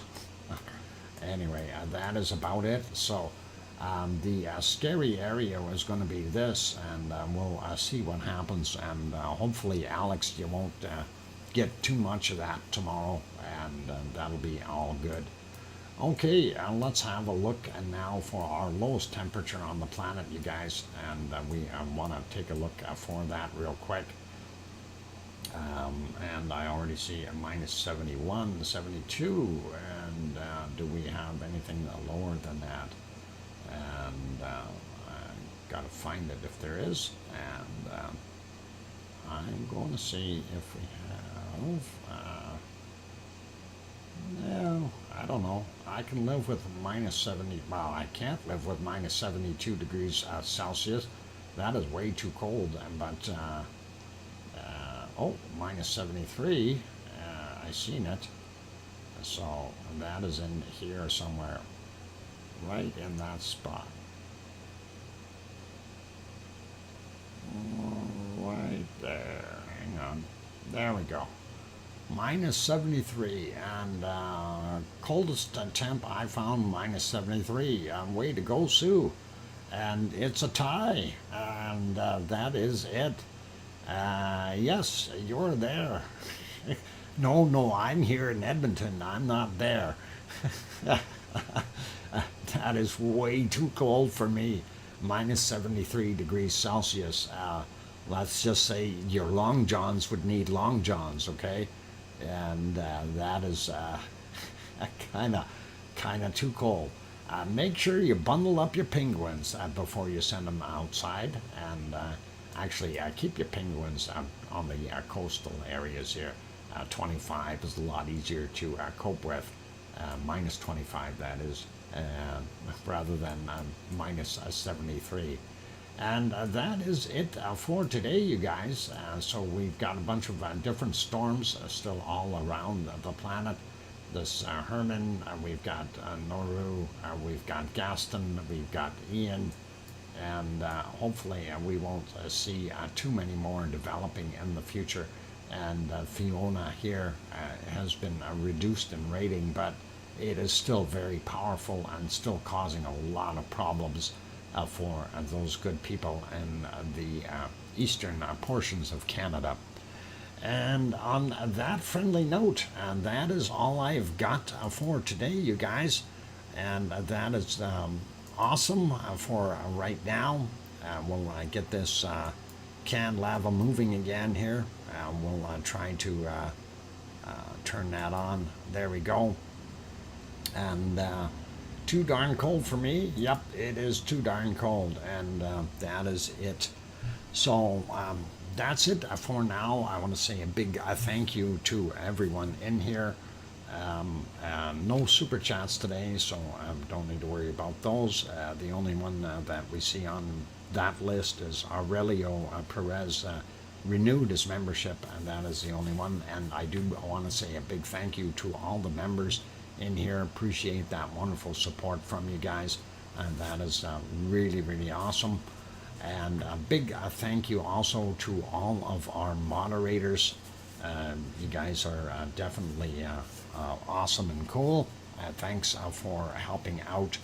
And that's Arizona Snowman, Piggy, who is in the background right now.